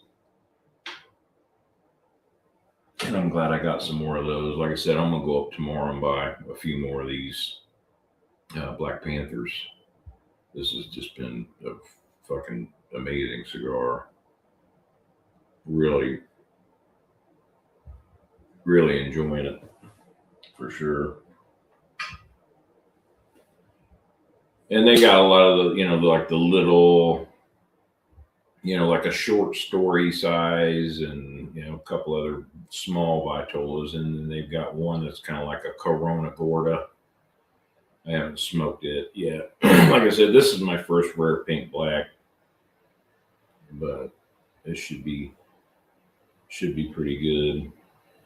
But I'm really looking forward to getting those deep blues next week and tear one of those up. Hopefully, I'll like it as much as I think. It's more of a medium full cigar. I guess and it's called the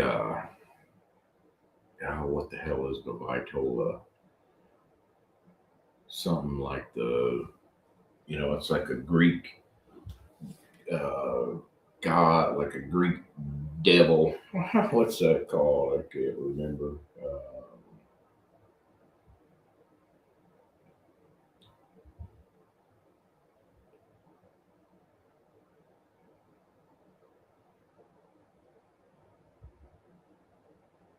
The deep blue. Well, it's supposed to have a lot to do with like the complexity of the ocean, and it's supposed to just keep giving you more and more. Um, so it's an LE. It's a 6x56 Toro that uses Jalapa wrapper, Nicaragua over Honduran binder, and fillers from Nicaragua. It's the first release. And what is that? What the hell is that Vitola called? It's like I said, it's some kind of Greek god or something.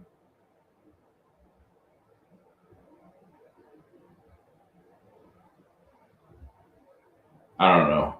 I can't fucking see. I don't have my glasses. Getting the deep blues on Monday. Well, right on. Yeah, I had to get me some. Like I said, I bought a whole box of those Carrillo Battleborns when they came out. I've loved that cigar. I've almost smoked through that whole box. That's a good one.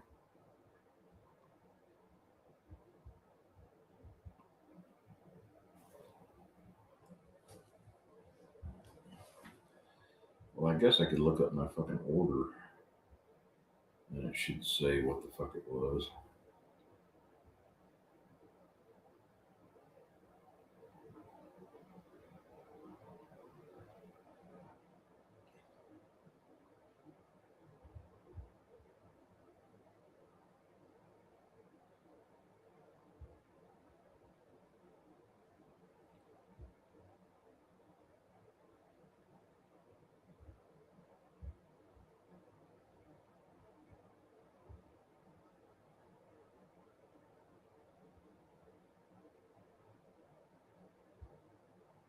Oh, it's called the Hades.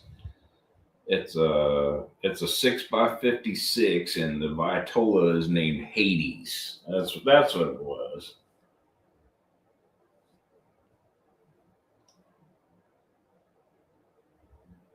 Yeah, that Battleborn, it was a good cigar, dude. I mean, and it was a big like Toro, and came in that cool freaking box that had like the dog tag that came with it, and had like the funky green and like the camo pattern on the top of it and shit, and it was like a tribute to veterans, and it, like raise money for like a veterans foundation and stuff.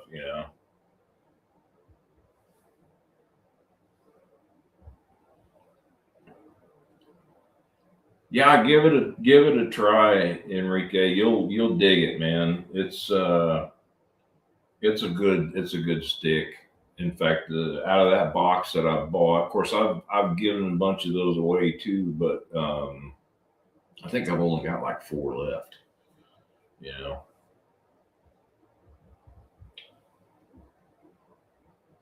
that was a really really good stick.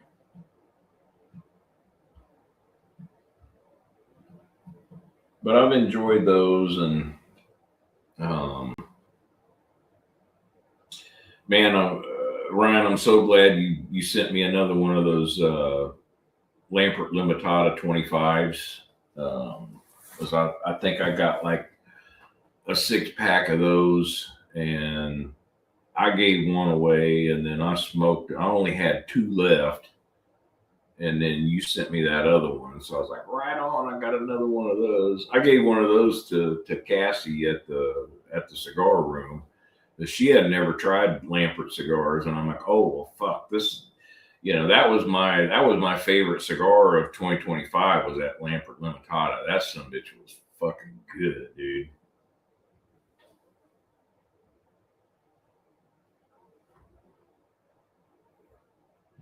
Yeah, it sure was. You know, it was really delicious and just a tasty all around smoke. I mean, it was phantasmagorical. I love that fucking cigar. Had I known that they were going, I could have bought a box of those, and if I'd have known they'd have been that good, by the time I got them shipped to me and actually got to try, I think I bought a 5 pack, I think, or 2 3 packs or some shit like that. I can't remember, but yeah, they were gone. I mean, everywhere they were just fucking gone. Everybody bought them all up. Yeah, it did. Just even the cold draw off that some bitch before you even light it up, it was just perfect. I mean, just you know, full airflow through the whole damn thing. You know what I mean? You wouldn't have to do shit to it other than just light it up and enjoy it. And burned really good and just tasted good.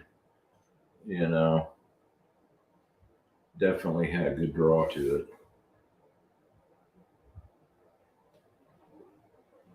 And I do like those little ocean breezes. The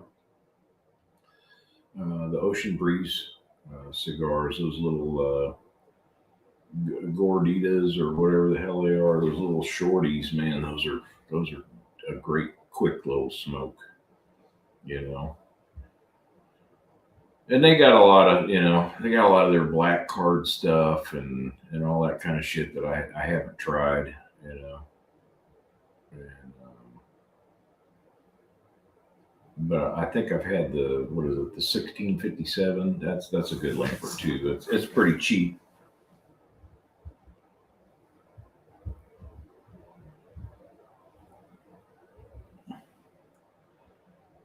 Yeah, I sent him some Lampert stuff, and also sent him some Feria Tego stuff too, and let him try some of that.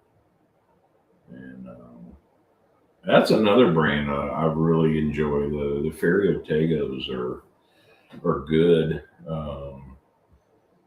Everybody likes the Suma, but I like the 24 elegancias. Those are delicious. I mean, really good. And I've had some of the timelesses, and they're that's kind of their core line, and those are really good too. But yeah, Marvin really loved that Lampert. He raved about it, did a couple videos on it, and I think he smoked one on one of his live shows. But it was good. Has everybody got any plans for the weekend? Everybody just gonna kind of chill out after the holiday, or hopefully nobody's working. I gotta. Only thing I gotta do for work this weekend is I got a couple houses that I gotta go buy some appliances for. We got the countertops changed out to quartz countertops, and got some cabinets, some new doors, cabinet doors made, and got some cabinets painted. And I got to go buy some all brand new, fridge and dishwasher and oven, stove. So I got to go spend some more of the boss's money tomorrow and get paid for it. But it'll be easy.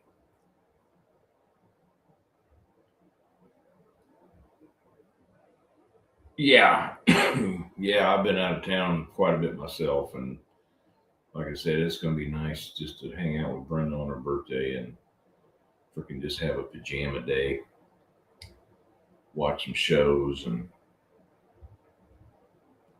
been getting into that new Dutton Ranch. Been watching that with her. Of course, her and I watched the Yellowstone series probably 3 or 4 fucking times. I love Taylor Sheridan's stuff, man, and like Landman. Fuck, dude. If you guys haven't seen Landman, you need to watch that shit, because that is one of the coolest fucking shows come down the pipe in a long time. Billy Bob Thornton is the main character, and it's about the oil industry, and god damn, it is funny as shit, and he is a no bullshit motherfucker. I mean, he's telling like cartel people how it is and shit, and really explains like just how dependent this world is on oil. You know what I mean? Yeah, yeah. It is hilarious. You know what I mean? And his hot ass freaking wife. And then he's got that hot ass daughter that's out there, and he's trying. She she's going to have Bible study. you know, just fucking lie to me, will you? Just lie to me. I don't want to hear that shit. Oh my god, that's fucking hilarious. That's a good show. But yeah, we've been watching that, and it's been pretty good. And I watched the Marshalls too, which was the spinoff with Casey, and it was okay, but I don't know. I don't know that I'm gonna like it as much as I'm gonna like the Dutton Ranch. I like Rip and Beth a hell of a lot better. But I think this first season of Marshalls is just kind of yeah, the wife died, and now I'm a U.S. Marshal, and this, that, and another. I think it's kind of a prelude. I think the second season is going to be better than the first one, so I'll be looking for that. Yeah, for his dad.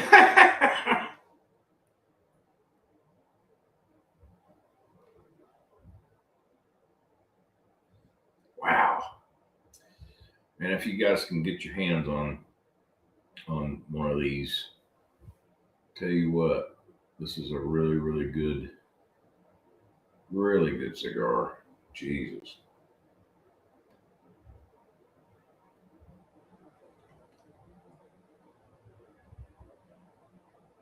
In fact, I need to get one of these. Need to give one of these away. Yeah, it is. It is, Ryan. It's way better.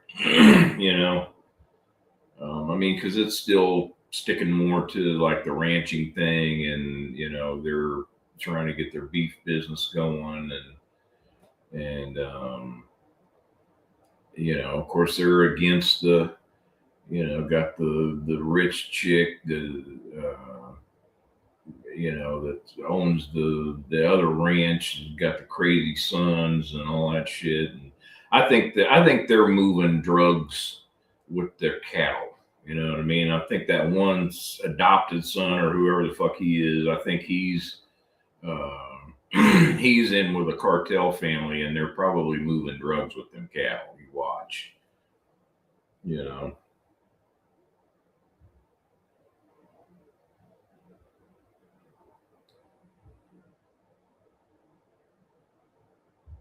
Well, I think it is. I mean, of course, the rare pinks was kind of a limited deal too, but I don't know if they're going to come out with it every year or not. You know, what I mean, this is the first year that it's come out, and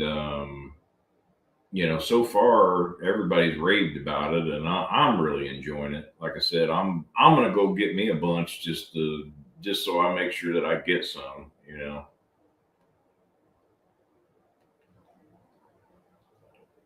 Like I said, I'd rather enjoy one of these on a weekend than two or three $10 sticks. For sure. This has really been pleasant.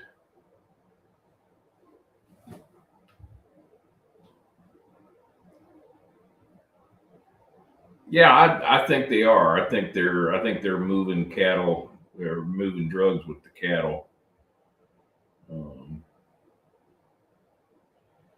yeah, and the rare pinks are pretty readily available. I mean, there's somebody that just really loves them, and they'll come in and buy boxes of them.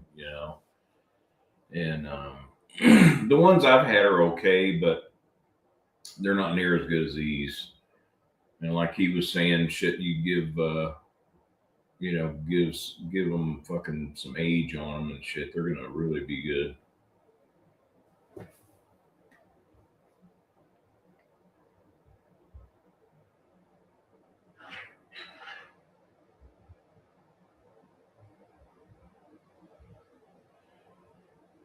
Yeah, yeah. So there's three Vitolas, and like I said, this Black Panther is the big one, and it's like that.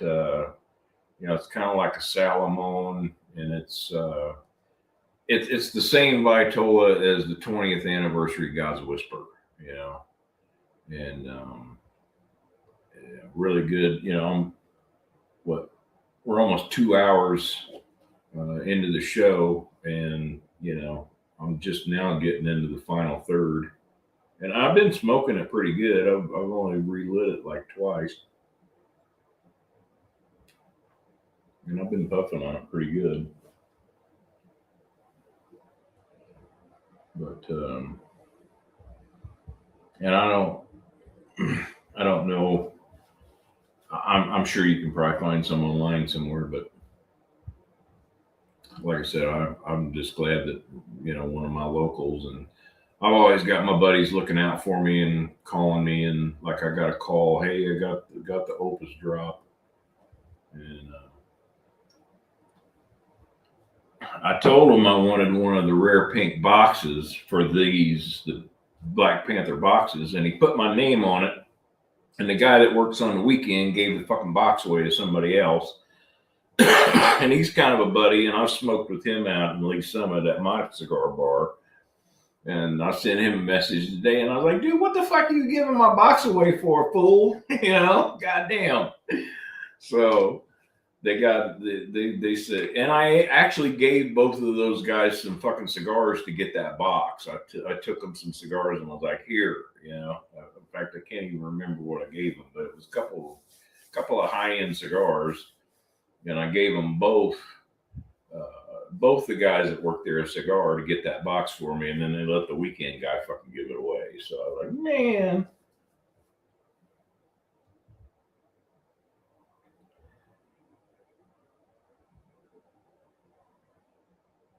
Diamante, is that what they call it? Yeah, it's like a, it's not quite a torpedo top. It's, and then it's got that pinched, you know, foot on it. And I haven't seen, so I think I bought a box. I bought a box of the God's Whispers, and I've got like 4 of them left. And I bought those like 2 years ago, and I haven't seen them since. So I don't know. I don't know if that was just something that they released just that year in that Vitola or whatever. Because I've seen, like I got some of the Father and Sons, and I got some of the Believes and some of the Power of the Dreams. But I haven't seen any God's Whispers for a minute. So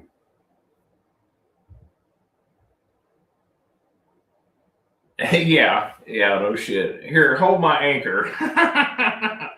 you know, yeah, he's a good guy, and he didn't know, but fuck, my name was on a post-it note on the bottom of the fucking box. He should have seen that. But I told him, I was like, don't give away that other one, because I want one of those boxes. They're really nice.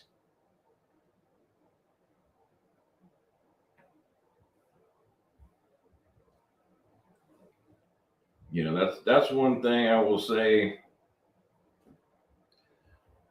Fuente's packaging is second to none anywhere in the cigar world. I mean, they put out the nicest looking boxes, the nicest looking wrappers and bands, and just fucking go all out. You know what I mean? You're paying for it, but you're also getting a damn fine cigar too. You know what I mean? So you're really kind of playing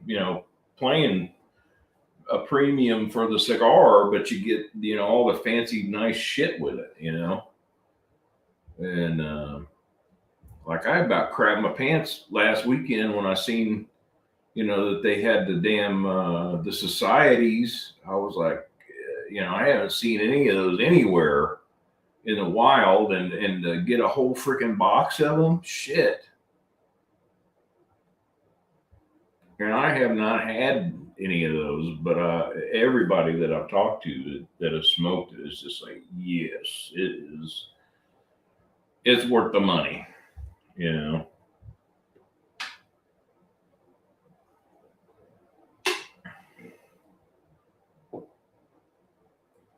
Yeah, they had a full box, and then they had, so it's a 20 count box.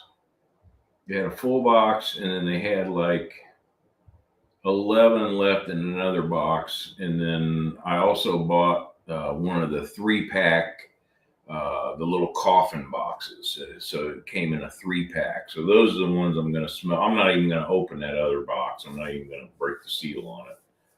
And I've got it in a box, and I'm just going to let it age. I'm not even going to touch those for probably a year, I would imagine.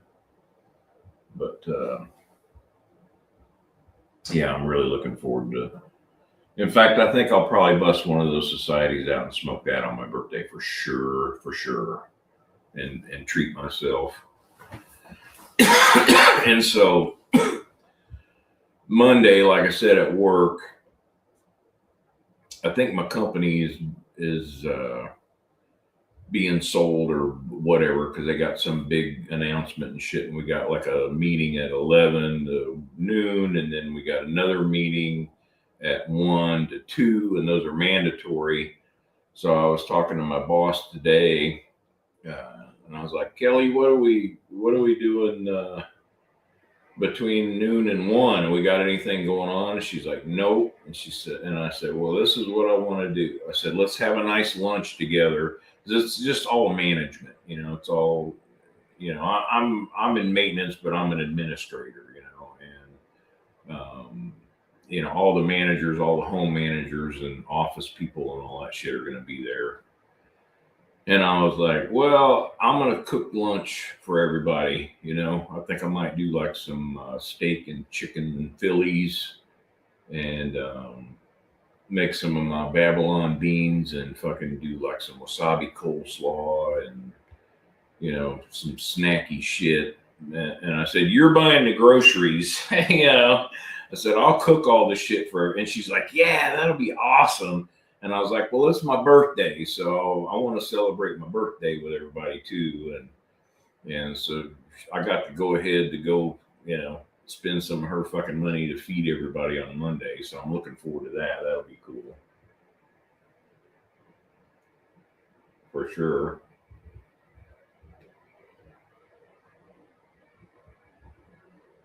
And then we're getting really close, man. I think we're at like 20 days before the first World Cup match at Arrowhead. So we're gonna start seeing a lot of the soccer people fucking coming into town.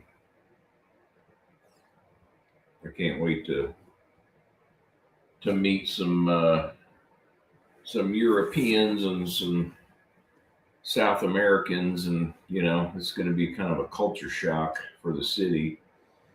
Although I will say they were like, a lot of people got like special permits to do like Verbos and Airbnbs with their houses and stuff, so they could make money off these people that were coming, and all the hotels, and FIFA actually bought a bunch of hotel rooms so they'd have some available for people that were coming. And then come to find out, it's like a lot of these rooms didn't get booked, and I don't think they're going to have the turnout that they were hoping for. But still should be able to hook up with some cool people, and talk cigar shop with some foreigners. That should be fun. I'm really looking forward to that for sure.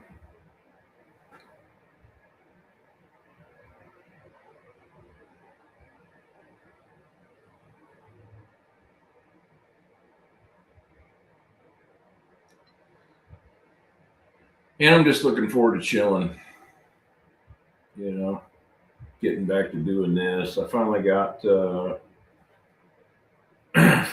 my boat cleaned up and ready to go. I'm gonna go do some crappie and some catfishing. I may do that tomorrow. Just go run out for a little bit and go catch some bluegill for bait, and pitch out some circle hooks, and take a couple of good sticks with me, and just sit out on the water and listen to some music and just chill. Like I said, I'll probably maybe do a live stream from the boat while I'm fishing at some point. I think that'd be fun, because I could just take all this crap, and it'd be really good.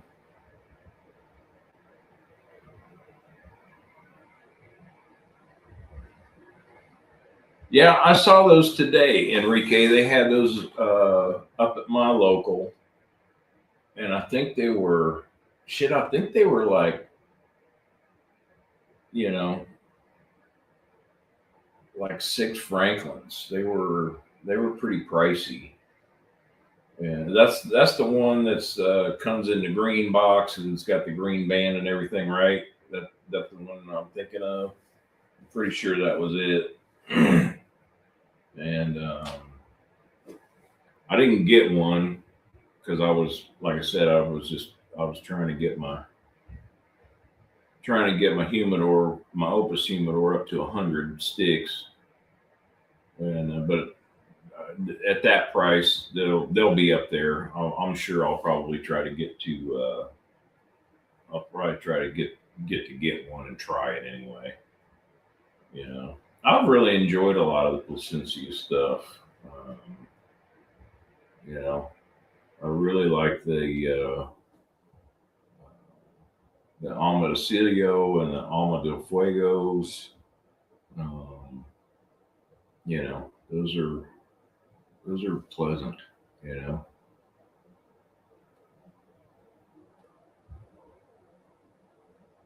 in fact, I had one of those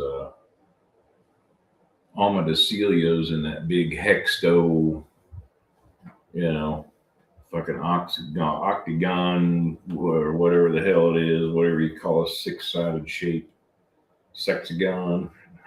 And one of them sexagon cigars. But yeah, I'll have to definitely try that, man. Let me know. Let me know what you think of it. If it's worth the bones, you know. A lot of them are, but man, I don't know.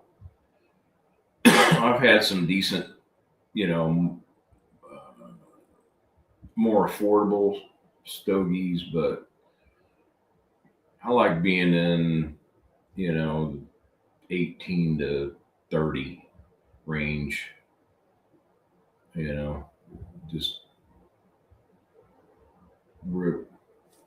why not, you know? I can afford it, and it seems to always be something that's a treat, you know, a surprise most of the time. It's like, man,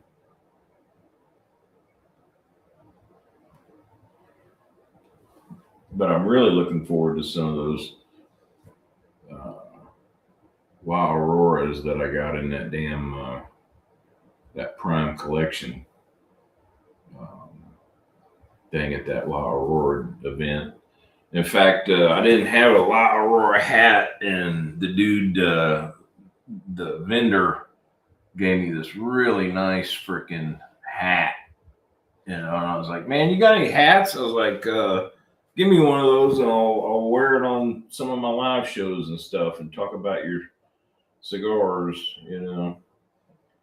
And then after that event, man, I was seeing a lot of the people posting up that they were smoking a lot of them, and of course they had like raffles and all that kind of stuff. And I'm in a raffle to get this really nice leather La Aurora uh, golf bag.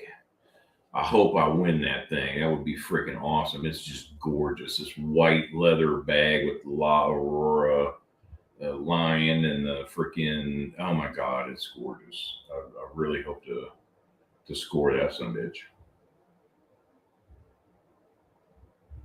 But they gave away a lot of stuff, and like I said, I got that tuber airtight, you know, travel humidor thing that he gave me, and for buying that box, and you know, those are pretty pricey, and it was really nice. I took it with me out of town and just threw a couple sticks in it, and you know, it's airtight, so it just kept them nice and moist, and I didn't have to worry about, you know, having a boba to pack in with anything or nothing. Just throw them in there and seal them up and take them with you. It's a pretty good deal. Those came out a couple years ago at the fall.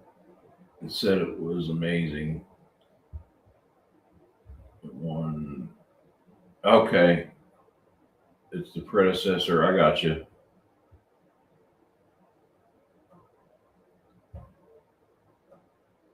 Yeah, I may snag one of those when I go up there tomorrow to get some more of these black pinks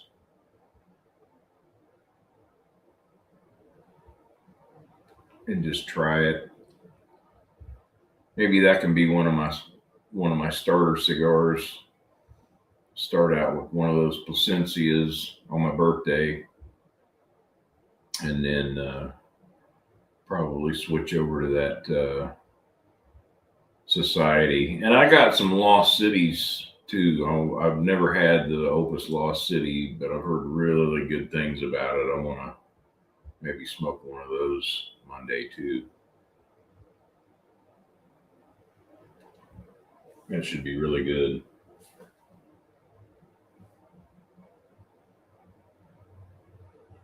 But I don't know what's everybody's go tos that they've been getting into lately. Is there any new brands or new sticks that you've been surprised by that you actually really enjoyed and maybe stocked up on a few of them because they were so good? You know, something off the norm. You know, I mean, there's like I know that new uh, my father, I think it's called the La Lantina or La Latilia, whatever. I don't know. That just came out. I got one of those. Haven't tried it yet. Um, but I don't know. That might be a decent cigar. But I've really been trying to find, and like these, my buddy Amin out in Topeka that owns Imani cigars. Man, they're his blends are really pretty Cuban-esque. You know, they remind me of like a Trinidad or a H. Upman, you know, Havana. And I've really been enjoying some of his stuff. And it's been good to see him. Yeah, I've been following him on his Instagram and stuff, and he's been putting out, videos of him, growing his brand and getting out there. And I need to have him on the show and kind of, just ask him questions about how he got into it. And he's invited me a couple of times out to his place out there in Topeka to like show me his warehouse and all that stuff. And I think he just imports the stuff. He has them made and shipped in, but it's got some really nice packaging and they're pretty decent. Uh, pretty decent stogies. And he had this double Lancero that he gave me that was like that fucking big. I smoked on this bitch for like 3.5 fucking hours, man. It was a good stick. It really was, but it was like, God dang, this thing is fucking like a cane, like a freaking cane. Hey, what's up, doctor? Glad you could make it, brother. We're just hanging out bullshitting. Just been cigar talking and just sharing some of the new stuff coming out and stuff that we're looking forward to smoking. And I'm just about to finish up Marvin. I'm smoking one of the Fuente Rare Pink Blacks, that Black Panther Vitola. Been a damn good stick, bro. I mean, really, really good.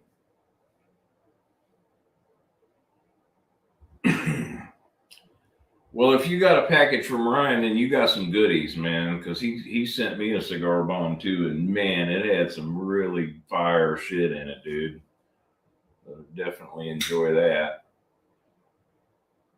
And then some of the guys were asking about Sunday's show, and really looking forward to hooking up with you on Sunday and coming on your show and enjoying some stogies and some good conversation. That'll be fun. Oh, you're having the octopusy, right on. How you like that? I have not had that.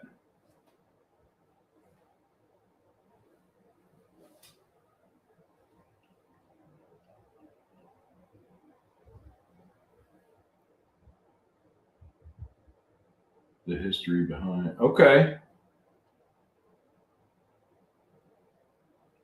Yeah, I'm really looking forward to trying those.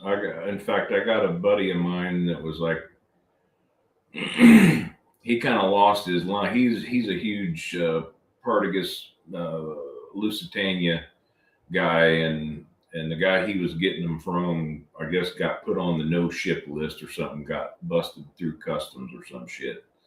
But he was like, I do like the lost cities, and I'm really wanting to find some. And like I said, got this place in Kansas City. It's a vape shop, and dude, they got like 9 boxes of them. And I went and bought a bunch of them, and I think he went and bought them all. I think he bought the whole rest of their inventory and stocked up on them. So even if I run out, I know he ain't going to smoke through all of those anytime soon. I think he just has a cigar here and there and shares them with his buddies most of the time.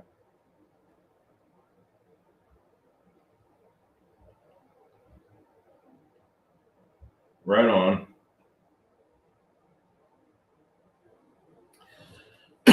Well, and Doctor, I love how you're doing that. You know what I mean? I've really been enjoying watching, you taking the time to do a rethink and a retake on certain cigars, and you know, uh, putting your foot in your mouth on some things, and saying, yeah, man, this actually, I've revisited this, and it really is not quite what I originally thought it was. I've been enjoying the videos that you've been putting out where you've been revisiting some stuff, and it's been good to watch. I've been enjoying that content, man.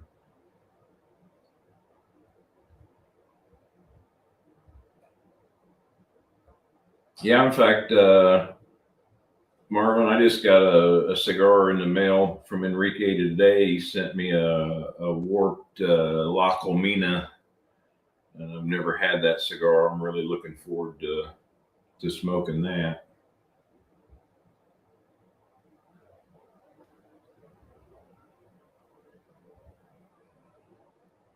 And then Sunday is my wife's birthday, and Monday is my birthday. So I got a lot of good sticks I'm going to be jamming on. I got a couple of really good ones that I've got set aside for smoking on the show with you on Sunday. It should be good.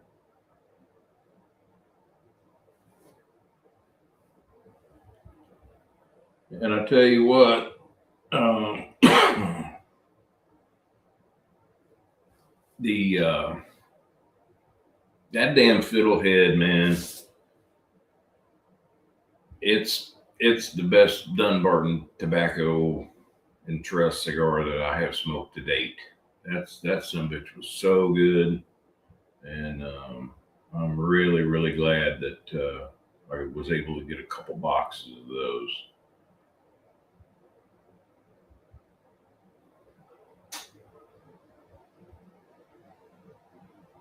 Okay, so it's a Lampert Limitada,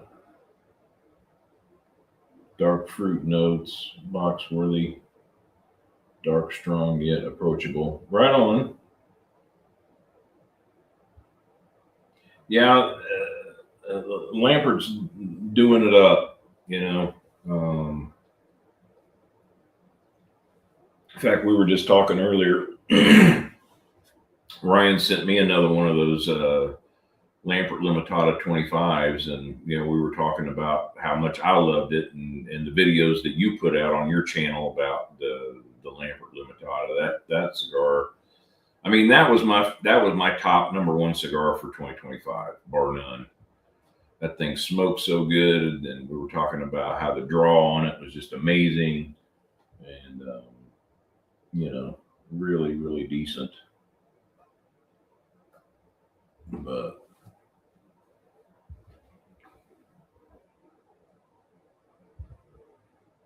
this rare pink black, this is my first one. It's delicious, man.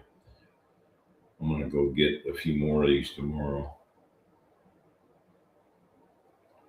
I'm definitely nubbing that some bitch. I need to get my hemostats out, for that some bitch.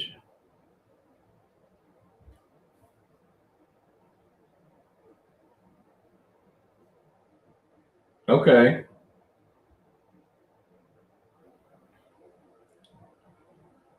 Well, I have to see if I can get my hands on some of those just to try it out. I love their stuff so much.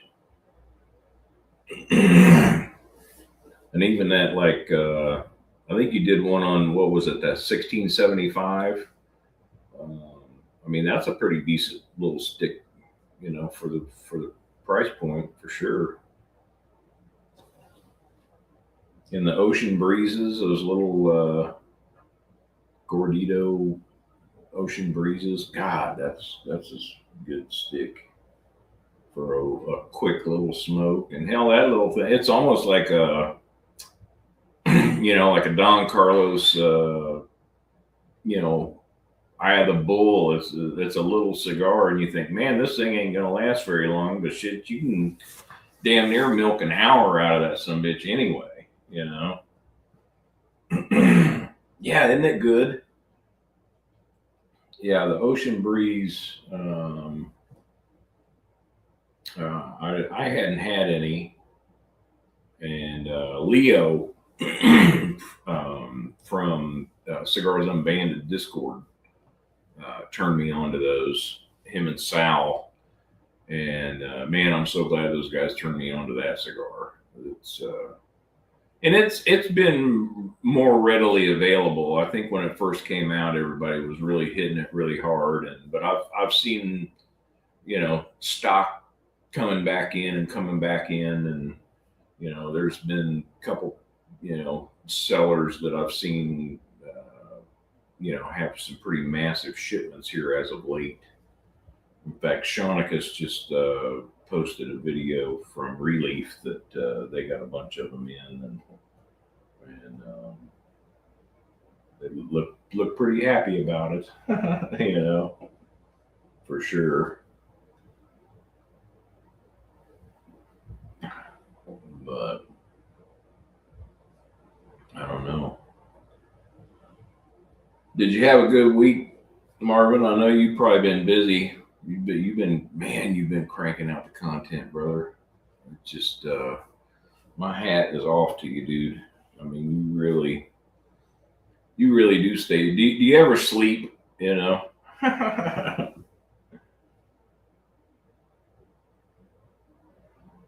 Oh wow, really? Yeah, I've heard amazing things about the Martinique. That should be really really enjoyable. Isn't that nice when people love you and they send you cigars? you know, it's like at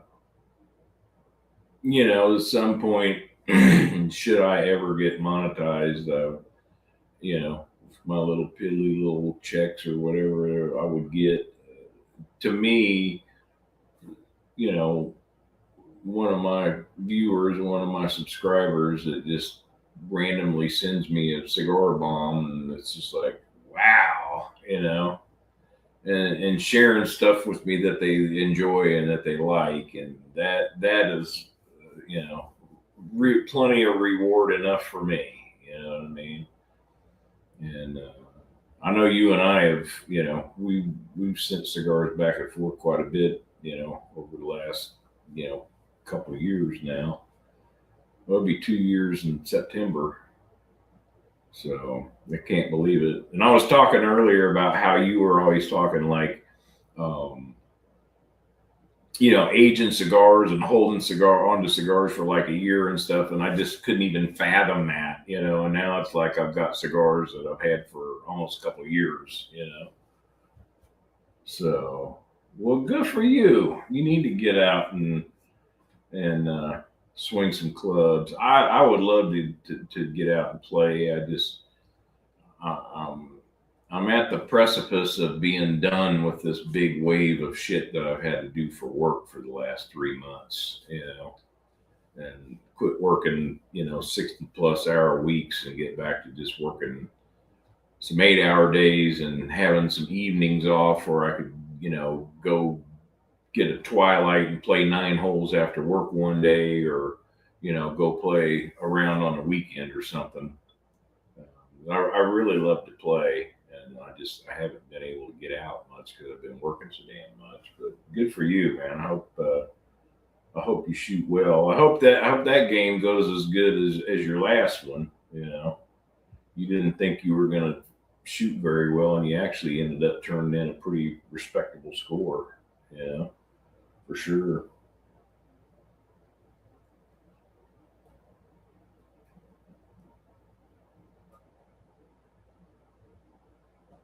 Well, I think I'm done with that pink. You know what, Enrique? I think I'm gonna I'm gonna light up this little warp that you sent me, brother. Enjoy that. This is the warp La Colmena. And this thing, it's got a really unique smell to it.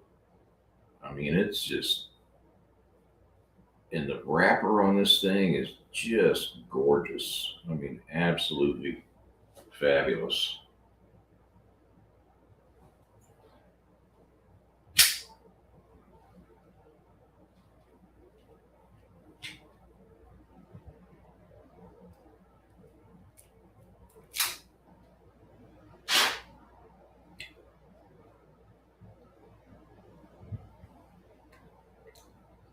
Really good cold draw, that's for sure.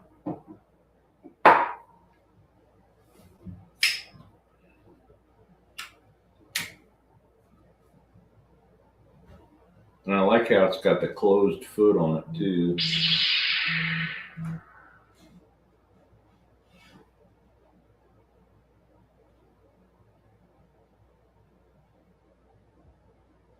Yeah, that's another brand, Warped. You know, they produce some really solid smokes.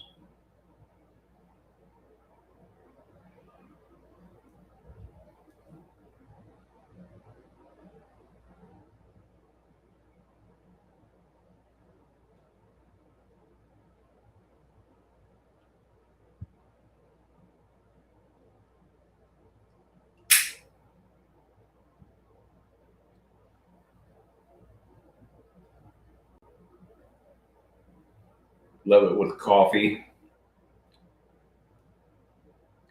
Well, I think I'll do that because I'm done with my 1919 root beer is about done.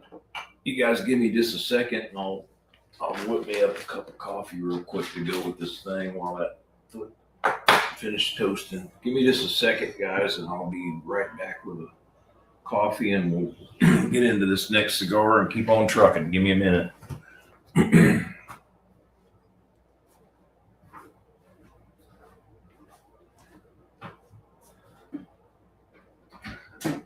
I like having my little Keurig down here, man. I don't have to do too awful much to get a quick cup of coffee. I mean, I really do enjoy my pour overs more than anything and my espressos, but just for a quick little whatever, Keurig will do. And I, you know, since I quit drinking, I mean, I have been drinking a lot more coffee and just buying some really good stuff, some locally roasted stuff. There's a joint here in Kansas City called Parizzi Coffee that you know gets a lot of their beans from Italy and fresh roast them, and they get like some geishas, and I mean they got some really decent stuff. But I've been getting up earlier, like in the last, I don't know, probably 2 3 weeks, just getting up an extra hour earlier so I can get up and have me a coffee and a cigar. And I don't even want to watch the news or anything. I just put some tunes on the stereo and sit down here and enjoy a cigar and wake up and pray, you know, and kind of just get my head right. And always seems like when I start my day off with Jesus that you know, I have a good day. It seems, you know, and just being mindful of that and appreciating, you know, the many blessings that He's given me in this last year has been amazing. You know. There we go.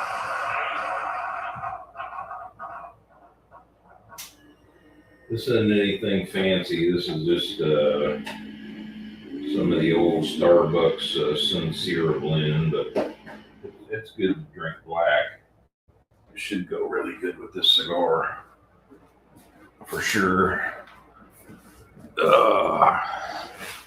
Cheers, everybody.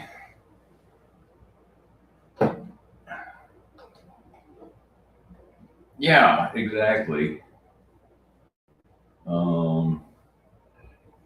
Yeah, I haven't. I've got two of the chinchales. Matt from Master Your Ash sent me one, and then I was able to pick up another one. I've got a couple of those. I haven't tried them yet.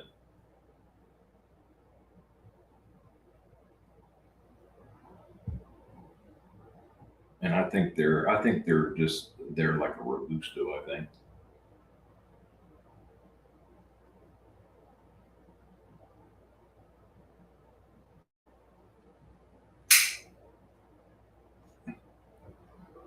Wow. Ooh.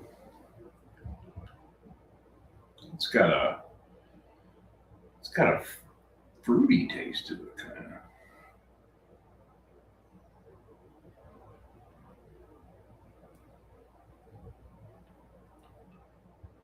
That's good. Thank you, Enrique. I'm gonna enjoy this for sure. Hey, there he is. What's up, Guns? I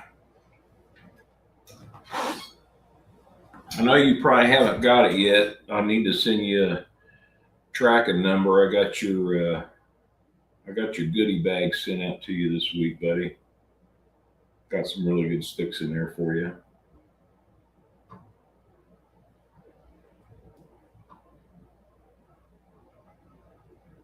But I wanted to make sure as soon as I got back this week that I got that in the mail to you. How's your week been, dude? Been having a good one? Oh yeah. That's the stuff. The stuff of life. Good coffee, good cigar, cool ass fucking people. Yeah.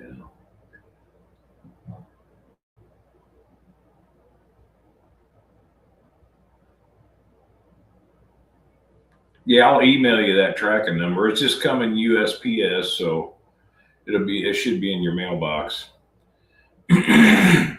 sometime first of next week. I think I sent it out on Tuesday, so you smoking anything tonight, Guns? What you got going on, brother?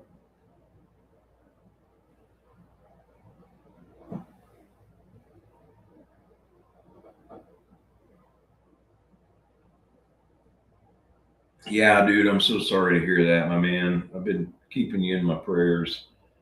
I mean, that's got to be just brutal to live that and witness that. You know what I mean? Um, I can't imagine what you're going through right now. Definitely keep you in my prayers, buddy. And you know that's such a detrimental disease, and it just you know it's like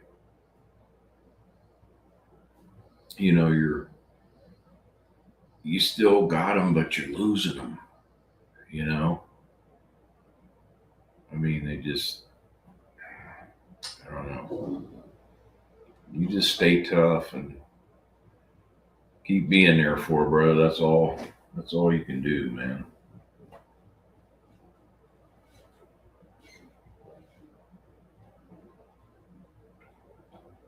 Oh, right on.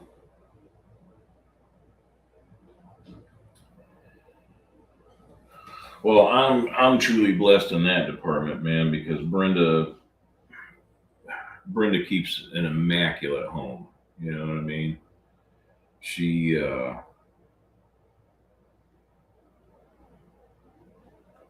know, bathrooms are always clean, carpets always swept, floors are always done, dusting is done. Dishes, laundry. I don't have to do none of that shit. you know, Now I will clean up in the kitchen when I'm cooking and stuff. I don't expect her to clean up my mess. And most of the time she's pretty good about coming in and giving me a hand after I've cooked a big meal for everybody. But you know, Brenda reminds me of fucking Monica on Friends. You know what I mean? She's like a fucking neat freak. Which is not a bad thing. The only thing I got to do is just keep the Death Star clean. I try to keep it dusted and cleaned out as much as possible, just to help keep the smell out of here. And I've been pretty successful with it, the way I've got the ventilation and everything set up, and my smoke eater and all that. It does pretty good. It doesn't really just stink down here whenever I come down here.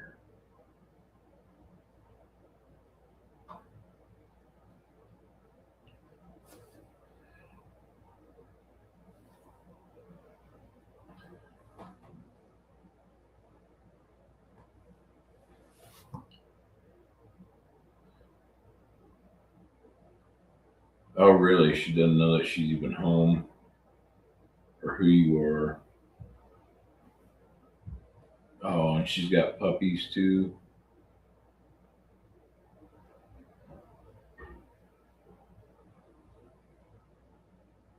She was. Yeah, I mean, our mothers and grandmothers, man, I mean, that's how they did it. You know what I mean? And, a lot of them were just homemakers, and that's what they did. They made sure that everything was clean and everybody kept clean, and, get your ass in the shower, wash your clothes and keep the house nice.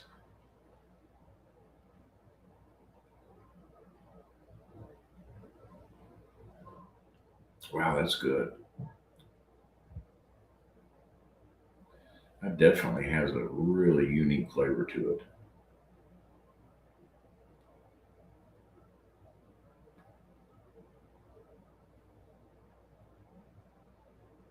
But at least you still got her.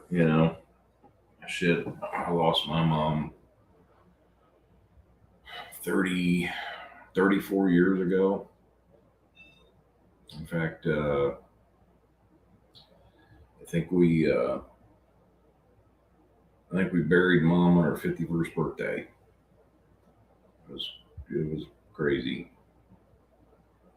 And I just lost my pops, about 7, 8 months ago. Um,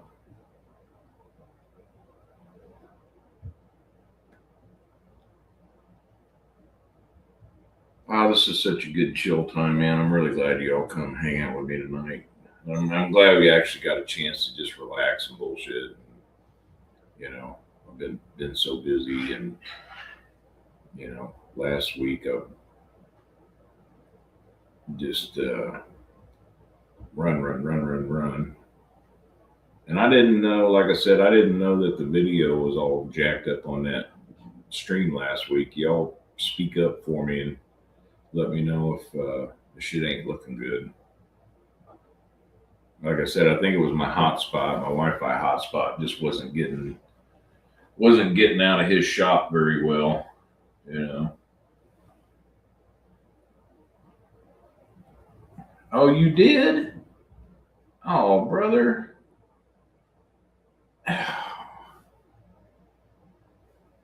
Man,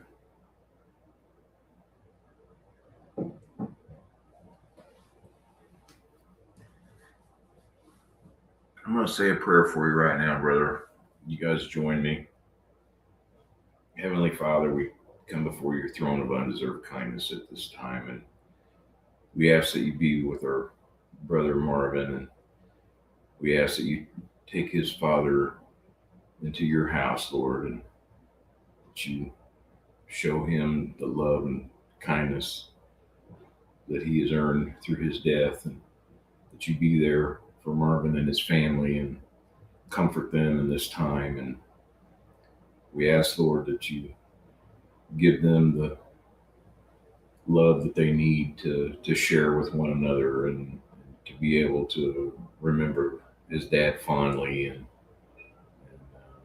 we know now that he is in your care, Lord, and through your sacrifice that he has earned the ability to have a relationship with you, God, and through Christ Jesus' sacrifice.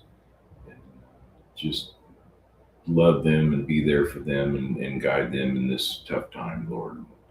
All these things we pray in Christ's name. Amen. Yeah, brother, I'm so sorry. A lot of love out to you, man. Um, yeah, it's tough. You know, when it's your pops, you know, you think when you're a kid, you know, your parents are like indestructible. You know what I mean? They're larger than life, and you know, they're just everything to you. You know, how old was your dad, Marvin? You know, that's tough. I remember, and it hit me pretty hard. You know, and I knew it was coming. You know, my dad had COPD, and you know, he was a smoker his whole life, and then he started. He quit smoking cigarettes and started smoking them little cheap ass cigars, and was inhaling them some bitches, and just tore his lungs up. And they gave him like 5 years to live, and he ended up living like 13 years. You know, so I had a lot of extra years with him and stuff, but you know, even when we knew he was getting close to the end and hospice was coming around and all that kind of stuff, it just still just, you know, when it happened, it was just like, oh man, you know, 81, wow. Um, yeah, yeah, we did, you know, you know, and you were really there for me, and kept me in your prayers and stuff when I lost my father, and you know, that's what a brother does for his fellow man, and I really appreciate that. And you know, a lot of people say this, you know, but if there's anything you need, anything I can do, you know, and I'll keep you in my prayers, and you know, just reach out to me, and if you need to talk or you just need a brother or whatever, I'm here for you, my man. You know that. And 81, that's a pretty respectable life, you know. 80 years, and it's just it just comes on you so quick, you know. Like my birthday's Monday, and I'll be Heinz 57 this year, and it just doesn't seem possible, you know. It's like when you're a kid, you know, it seems like it takes forever to get to be like 5 years old. You know what I mean? And all you want to do is be a grown up. You know, you just want to grow up fast. You want to do all this stuff. You know, and then you get in your 20s and your 30s and you have children, and then it's just like, holy crap, man. You know, the older you get, every year the time just flies by more and more and more and more. You know, but I think you appreciate life a little bit more. You know, the older you get, because the time does seem to go fast, but it also, you know, you've been through enough stuff in your life that you know, every moment counts. You know, live every day like it's your last day, because it very well could be. You know what I mean? And appreciate and love people that's in your life. You know, especially like your parents, and all that kind of stuff. You know, it's just it is what it is. You know.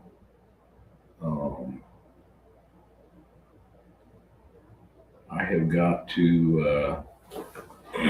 My laptop's about ready to crap out on me, gang. So give me just a second. I gotta get this thing plugged in, because I'm not ready to quit yet. So give me just a second. Let me go get my charger, and I'll be right back.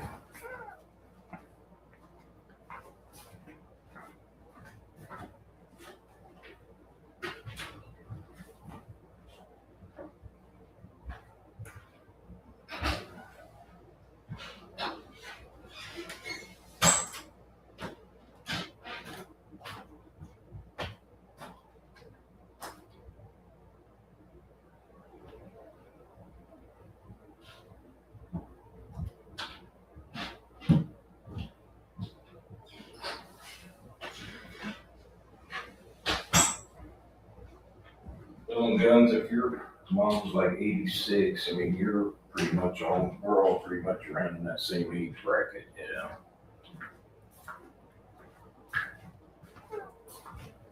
I know Marvin, you're a little bit younger than us, but you know, hitting 40s. It goes by quick. Seems like once you hit 50, it's just like, holy crap, you know. Here we go. Let's plug this thing in.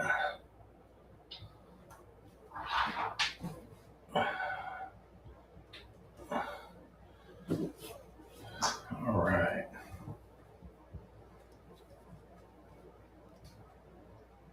Dude, this is a great chair. I bought this at Nebraska Furniture Mart, and we literally spent almost a whole day trying every damn chair. Well, we were going to buy a couch. We were going to buy like one of them power couches, you know. And we were like, nah, that's not really what we want. And we went and sat in every freaking chair that they had. And we had actually bought like some theater seats. And I thought, yeah, that'd be the way to go. And we got those and got them home. And they were so hard that they made my back hurt. And I was like, oh, hell no. I need a chair that I can live in. You know what I mean? And so we got the refund back on those. And I'm like, well, fuck it. I'm going to spend a little bit more money. I'll take these chairs.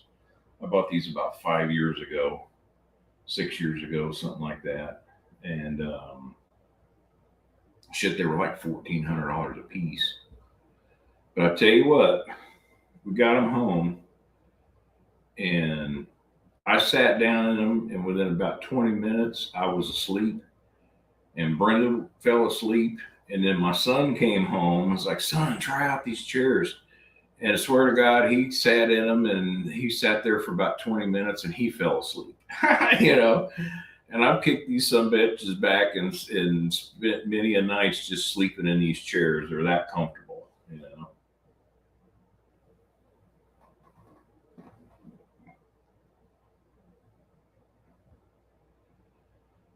Yeah, it does. You know, I mean, once your kids graduate or go off to college or, you know, get married or have kids or whatever,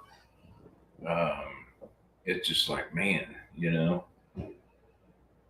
And, you know, we're all chasing our tails. You know, we're all working so much, you know, trying to, you know, keep our heads afloat, pay for all the crap that we have, and, you know, help these kids out and give them a better life. And, you know, when half the time all you do is work and sleep, you know, the days do go by and the weeks do go by. And I mean, good Lord, this year is almost half over with already, you know.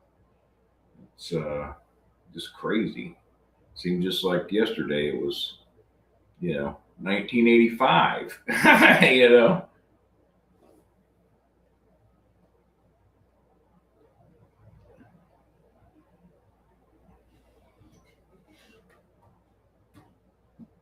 Wow, worked at a steel mill. Man. Yeah, so you've seen some hard long days, I bet you money. I bet you have. That's pretty wild.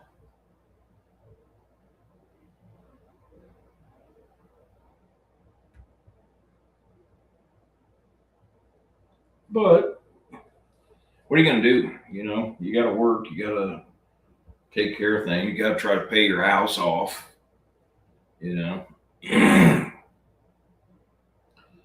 Like I said recently, I ended up just selling my house to my son, and he owns my house now. But the good thing is I wanted him to have this house anyway, so I'm real proud of him. I'm glad he owns it, and you know, it'll be a good place for him when we're gone. And we probably won't end up living here. We're once Brenda's semi-retired. In fact, she gets her first. Brenda gets her first Social Security check next month. So, amen to that. And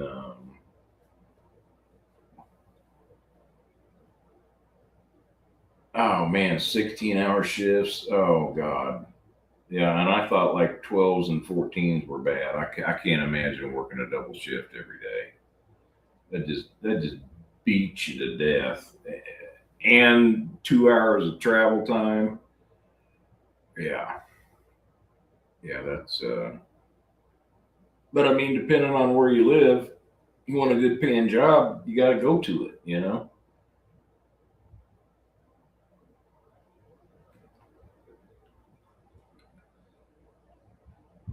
Wow, Enrique, I'm really enjoying this stick, man. Thank you, brother. May have to try to get me some more of these. This is good, and it is going really good with this coffee, man. I'm telling you, really enjoying it.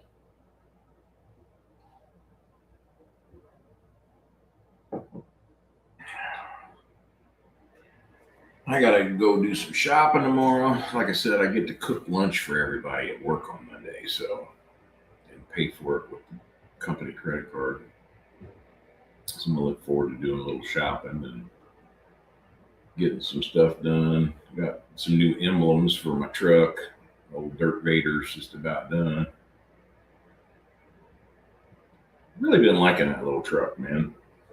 It's getting really good gas mileage, and yeah, thanks, brother. I am really enjoying it, and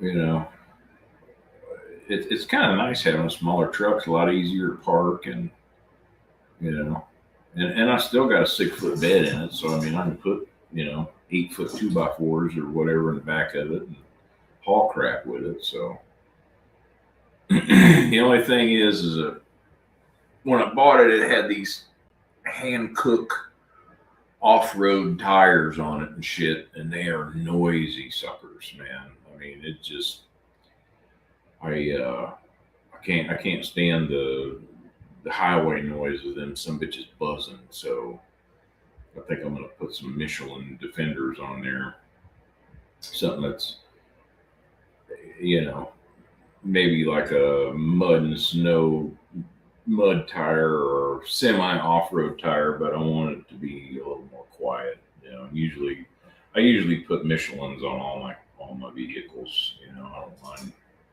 spending the money. You know, don't ever don't ever chintz out on things that go between you and the ground.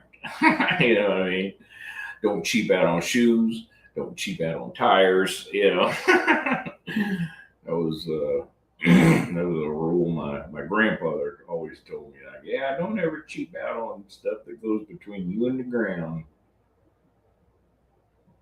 And my grandpa Terry, my dad's dad, and he used to call me Clomper because I always wore cowboy boots when I was a little kid.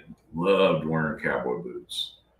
And I'd always clomp around his house on those old hardwood floors and just drive that old man nuts. So he just started calling me Clomper.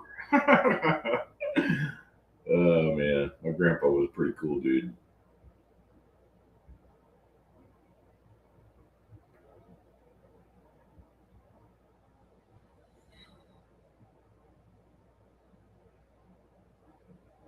I think I don't know. What do you think, man? I was thinking about maybe doing like some steak and chicken Philly sandwiches for everybody, and I could pre-cook all that stuff and just put it in some crock pots.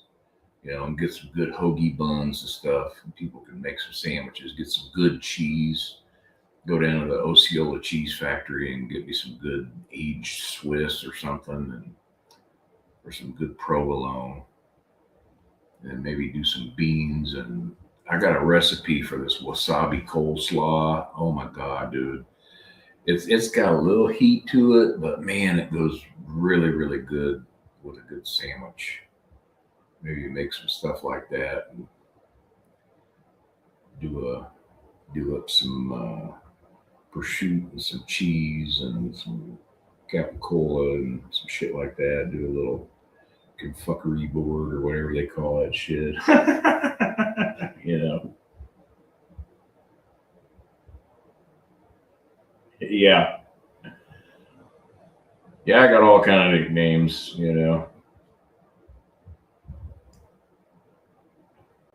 Yeah, I kind of forgot about that. I hadn't remembered that Grandpa used to call me Clumper.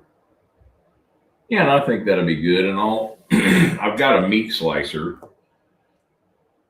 so I can get some good, you know, uh, prime Black Angus ribeye, and then just kind of freeze it up a little bit, and then shave it real thin.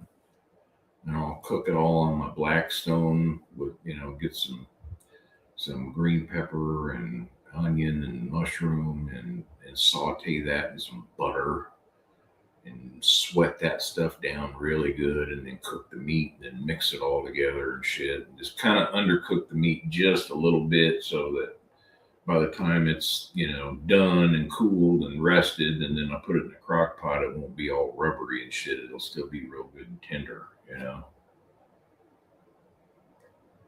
The bean recipe, well, so it's a recipe that was my great grandmother Myrtle's, and then I've kind of embellished it a little bit, and I call them Babylon beans because they're sinfully good. I mean, these some bitches are pretty much their own food group. They're really thick, and but I just so it's four, and I use Bush's beans, so it's 4 cans of dark red kidneys and 2 cans of white northerns, and then 2 cans of pork and beans, the Van Camp's pork and beans. So that's the beans, and then I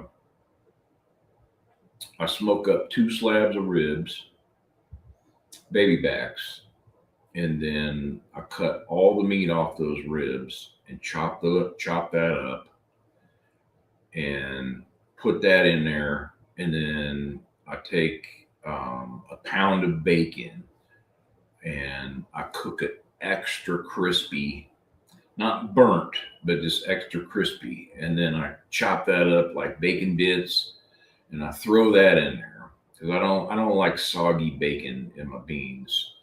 And then I'll dice a white onion and a couple white onions, small ones, and I'll saute one, sweat it down, caramelize it, and then the other one I finally dice it and leave it raw, so you get a little bit of crunch in there. And then I use some ketchup and some mustard and some molasses. No, mustard powder. I use ketchup, mustard powder, um, and then some molasses, some brown sugar, um, and then I make a really sweet barbecue. But you can use like a Meat Mitch. I don't know if you guys have Meat Mitch.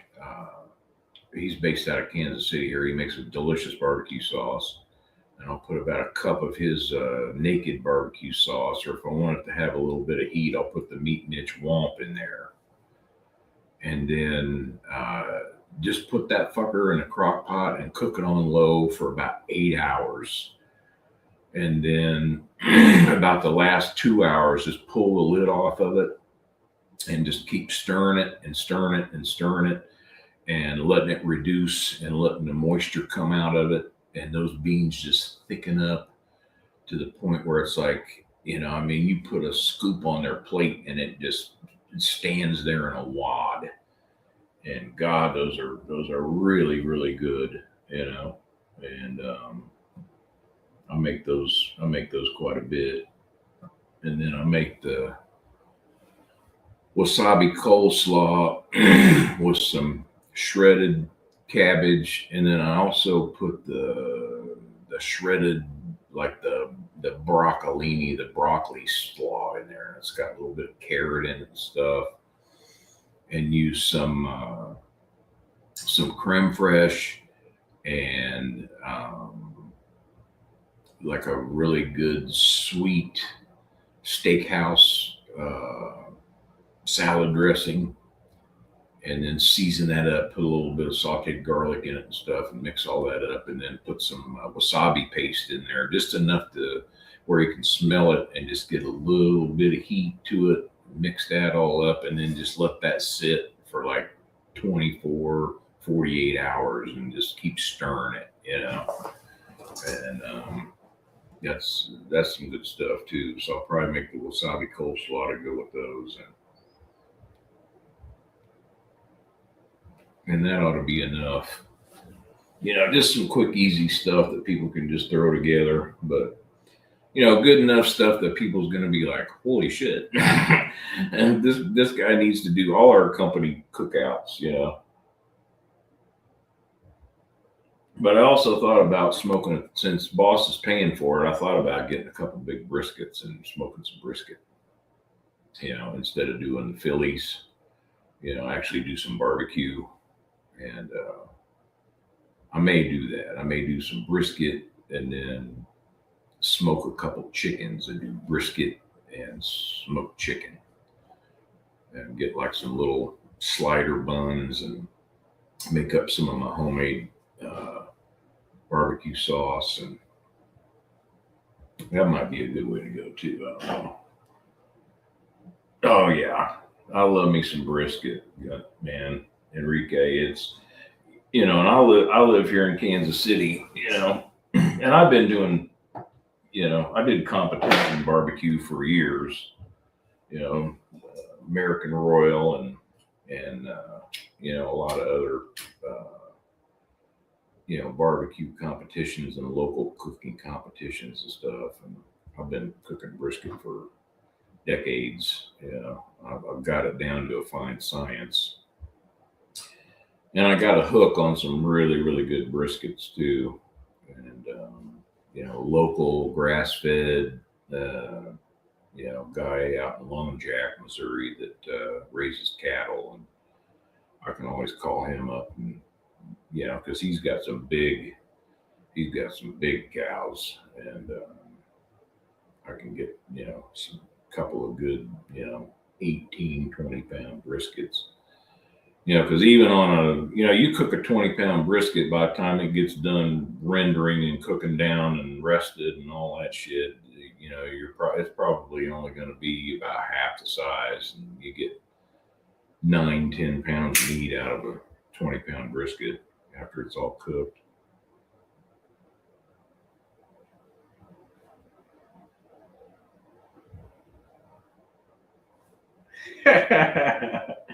I know that's right, man.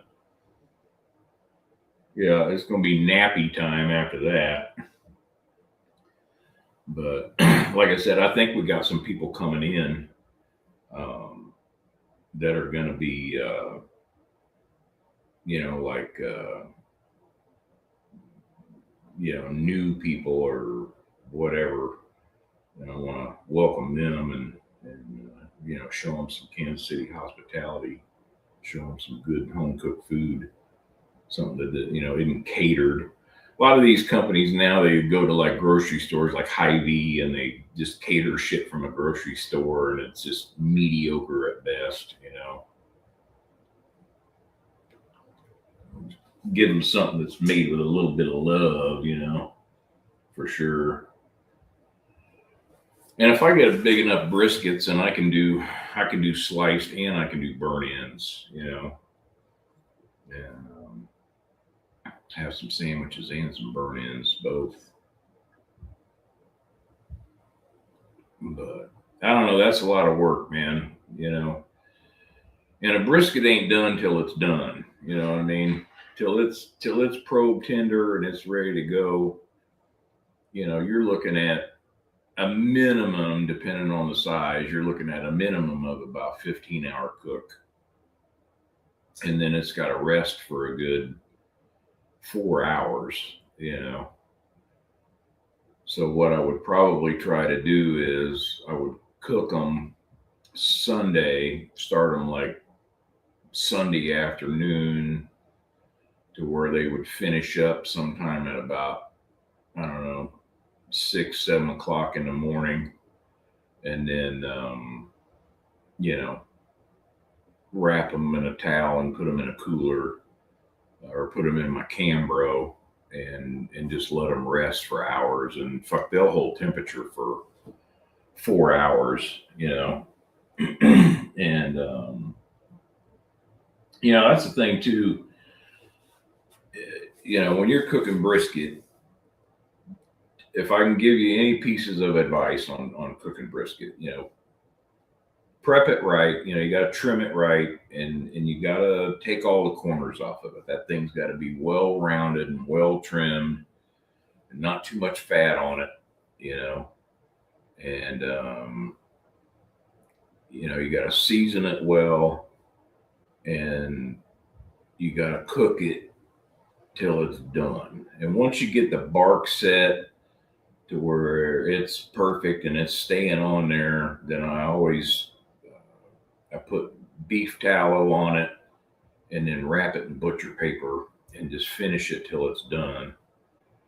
But consistent cook temperature is huge with barbecue. When you got a fire that's all over the place and you're not managing your fire and the heat's going up and down and up and down and up and down, it makes the meat tough. But if you can consistently keep your cook temperature throughout the whole cook, the whole, 14, 15, 18 hours that it takes to cook that son of a bitch till it's done, it's going to render that fat and it's going to make everything just so tender and juicy. But then you got to let it rest. You got this big wad of muscle that when it cooks, it's like all constricted, and it pushes a lot of that moisture towards the outside. And when you let it rest, it lets that meat relax. And it also draws that moisture back into the brisket, and makes a huge, huge difference. I mean, most of the time, like I said, I won't 2 hours is my minimum rest time. I mean, I won't cut into anything that hasn't at least sat for 2 hours, but usually 4 hours is a better way to go with it for sure.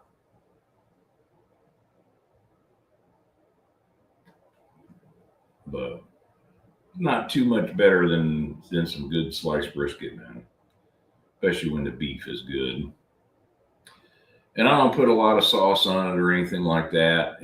Let the bark season it, and I want to taste the beef. I want to taste the meat. And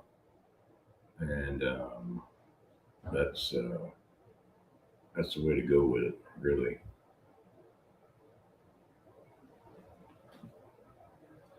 I need to get back to doing some more cooking videos on my cooking channel, the Old Fogies Kitchen. But I've been putting so much into this and everything lately, I haven't really taken any time to do any new cooking videos lately.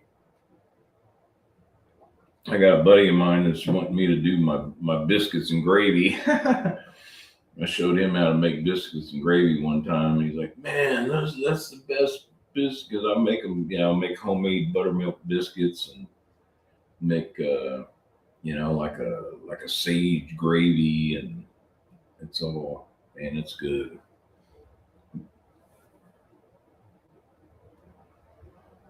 And with this new camera setup that I got, I could make some cooking videos pretty easily. It wouldn't be a pain in the butt. With the old shit I had with all the big cameras and all that shit, man, it was a pain in the ass trying to get that stuff mounted and do all that stuff, Yeah, my family thinks so. You know what I mean? I love to cook, And I've got a massive repertoire of menu items that I can throw out at any time. And the thing about cooking is good ingredients, and you got to be patient. You know what I mean? Don't rush a meal. Let time everything right to where it all comes together. Timing is a huge thing too, but just don't rush stuff. Let it take however long it takes to cook the stuff, and use some good ingredients, and just cook it with love. You know what I mean? That's and I can't eat a lot of the stuff that I cook anymore since I had the surgery. I get to taste it, but I don't get to like really enjoy it like I used to. But I get a great satisfaction watching the people that I love, my friends and my family and everybody eat my cooking, and just enjoy it, and watch the look on their faces, and just watch them go back for seconds and thirds and shit. For sure.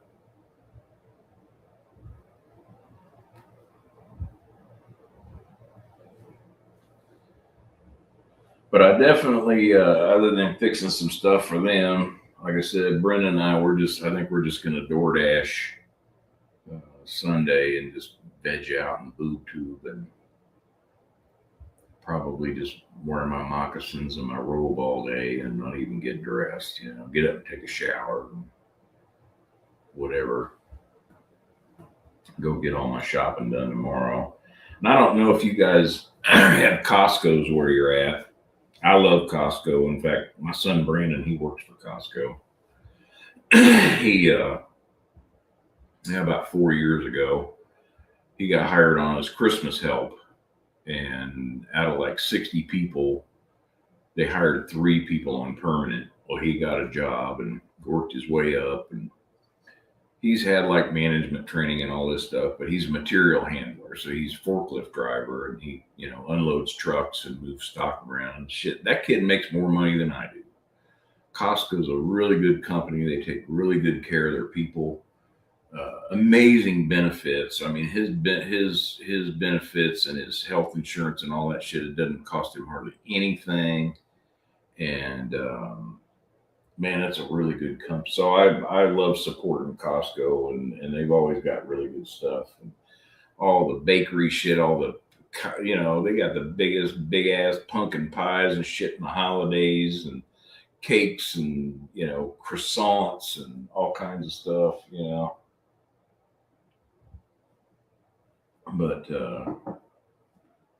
But they're always busy as shit. And of course, with Brandon working there, we don't have to pay for our memberships anymore. Of course, never really did. You get the black membership, and you get like 2% back once a year. And you can never go in a Costco with like, okay, I'm just going to go get like 4 things, and not walk out of that son bitch with like $300 worth of shit. You always say, oh, I gotta have that. I gotta have that. Because a lot of times their stuff is just it's seasonal, or they don't get it very much, and like they got those little brownie bites that are incredible, and just all kinds of goodies, man. And I love going there. But we go early, because with the black membership, we get to go in. It's like a business membership, so we get to go in a half hour before everybody else does, and we can kind of get our shopping done and get the hell out of there before they get too busy. Because man, on a Saturday afternoon, especially on a holiday weekend, shit, man, they've got freaking every register packed halfway back into the store. Takes forever to get out of there. But they're building a new one out in Lee Summit, so I'm hoping once they get that one done, it'll take some of the pressure off of mine that's down the street from me, and I won't have to, it won't be as crowded. But they're doing it right, and hell, they got good prices on their tires, and they get, they carry interstate batteries, and um, and all their Kirkland brand shit, it's all made by name brand people and shit.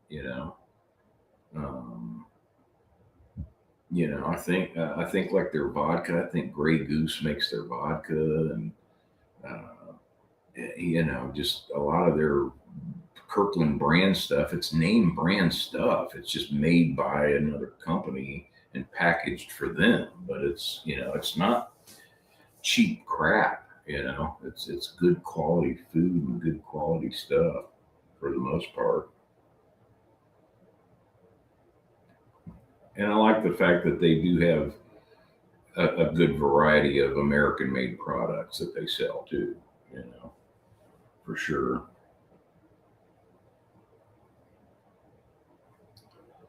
But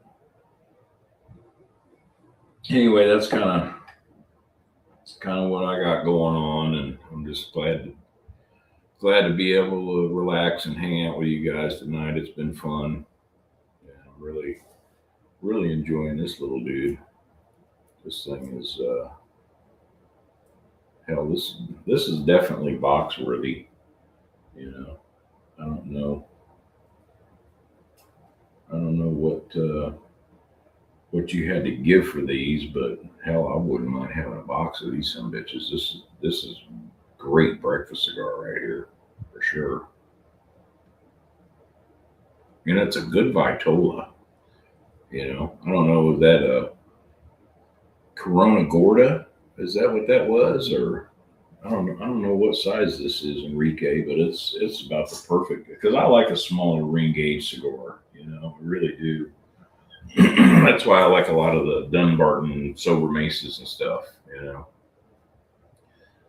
Um,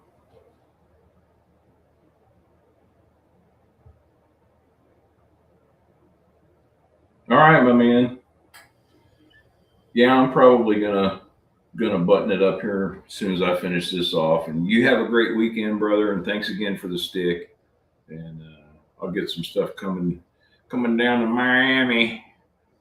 And hell, may have to stop through there. We get to Florida every once in a while. May have to. I haven't been to Miami in years. Might be a good excuse to come down.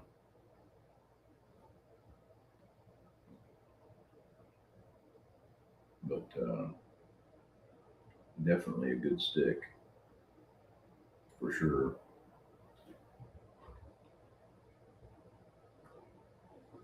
Yep. Have a good weekend, my man. Peace out.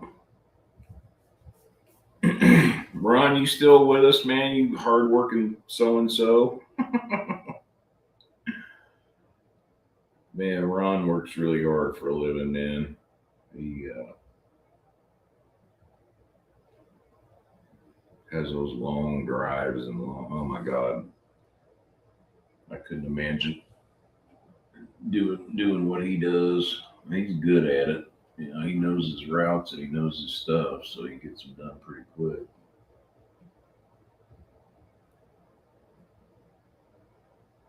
Yeah, I knew you was still hanging on, brother. How's your night going? You doing good?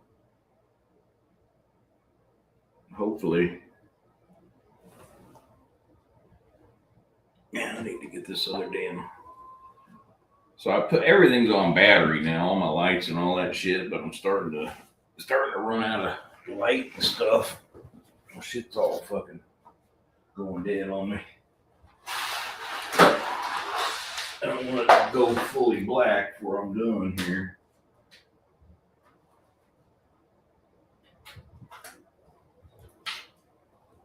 There we go.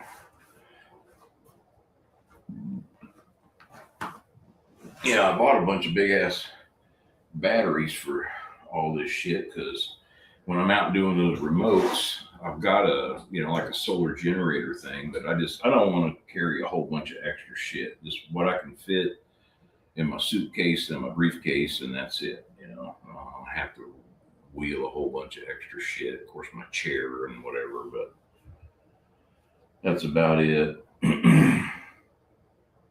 Ron, I will probably be down in Springfield next week at some point, brother. That Davis house where you measured all that shit up for me, They remodeled that master bathroom. They're retiling the whole some bitch, and it's supposed to be done.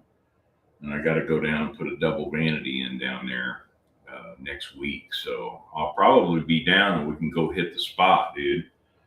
Go fucking get us some more of those fucking wings and that fucking crab dip. Oh my god. You know, imagine being in a lounge and they just come up to you and you can order cocktails, or they got a nice espresso machine. You can order espresso, or they got this French press. They got like this bourbon maple coffee that they do in a French press that is just freaking delicious. And they got all kinds of food, and you can sit there in the lounge and eat and smoke and do whatever. And you wouldn't think you'd want to smoke while you were eating, but like if you're doing like appetizers or whatever, sometimes it's kind of that's kind of a unique pairing, pairing food and shit with a cigar and a coffee or a cocktail while you're doing it. Of course, I wasn't. I had a mocktail. I got a non-alcoholic. I think it was a Manhattan or an old fashioned. I don't remember. I think it was a Manhattan. No, I don't know. Old fashioned, yeah. And it was pretty good, but definitely not quite the same without some good whiskey in it. But it's all good. I don't need that shit no more. My life has been so much better since I quit drinking.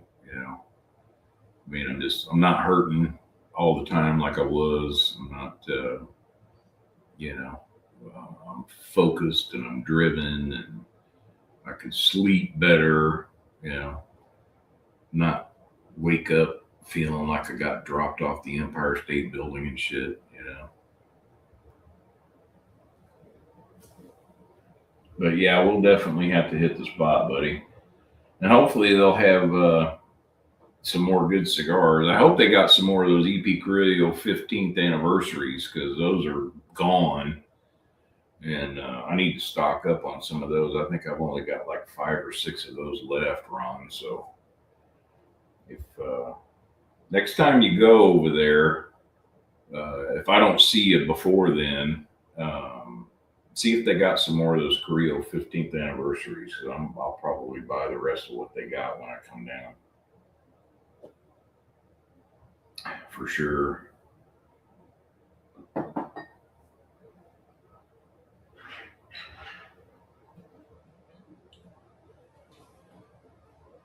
But yeah, it's comfy, and they got TVs in there. Well, you've probably watched the video, and if you haven't, check it out. It's one of my Fogie Be traveling videos, and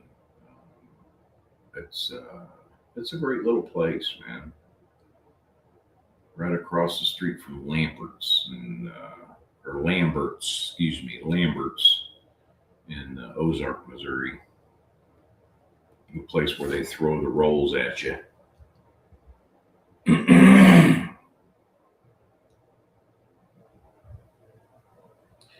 Yeah, and I'll be sure, Ron. I'll let you know exactly. I'm thinking maybe Wednesday. I'm not sure. I know my boss is going to be down there that day too, so I may wait till a little bit later in the week. But I want to get down there and take a look at everything and make sure everything's good. But I'll talk to her on Monday after we have all these meetings and the cookout and everything, and find out what day I'm going to come down. But definitely want to hook up with you for sure. Well, we're 3.5 hours into this show. I got a little bit left to smoke on this stogie, and then I think I'm probably going to call it a night, gang. It's been a good. This is the show that I've been wanting to do for a couple 3 weeks. Just have a chill rap session, just hang out with you guys and enjoy a nice relaxing evening and smoke a couple of good sticks. I need to get caught up on some stuff. I haven't like I said, I've been doing a lot more buying than I have smoking lately, so I need to chill the fuck out on that. Actually start enjoying some of these sticks that I got. Let's see, there's so many things I've got in my humidor that I haven't even tried yet. I got a lot of cigars that I bought that I was like, oh, I gotta have this, I gotta have that. And but most of them have been that I've been starting to work through have been pretty delicious. Um, and I've been jumping all over the place. I have. It seems like after work when I go to the cigar room, I'm smoking like full body cigars. I've had a long day at work and just want something kind of punch you in the teeth. Something with some good strong nicotine. But like afternoons, I've been smoking some Connecticut's and taking like a long lunch break and have a little Robusto Connecticut and I need to do that a little bit more. I'll have more time now, be able to definitely start smoking.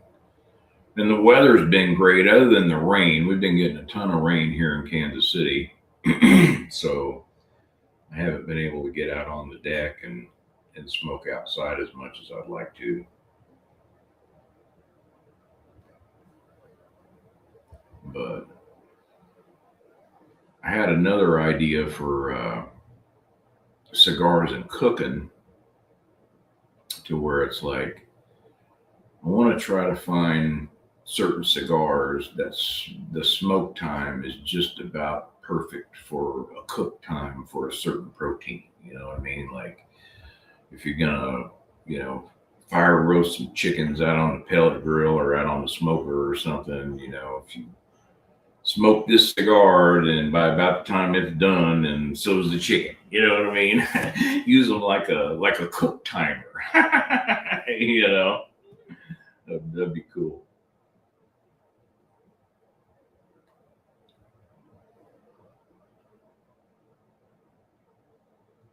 But anyway, I think I'm gonna call it a night, guys. Thank you so much for coming and joining me tonight. I've had such a good time with you, and hope you all got some great sticks to enjoy. Spend some time with some family this weekend. Get out and enjoy the weather. Hopefully, it's nice and get to do something.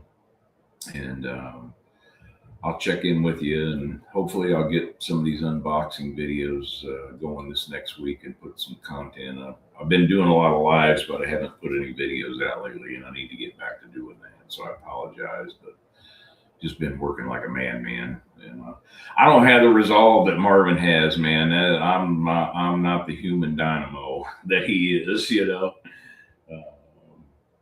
Yeah, you're welcome, brother. Thank you. We'll definitely hook up, and everybody just have a good weekend. Thanks for coming. Until next time, peace. We'll see you. Thanks for watching the Old Fogies Stogies.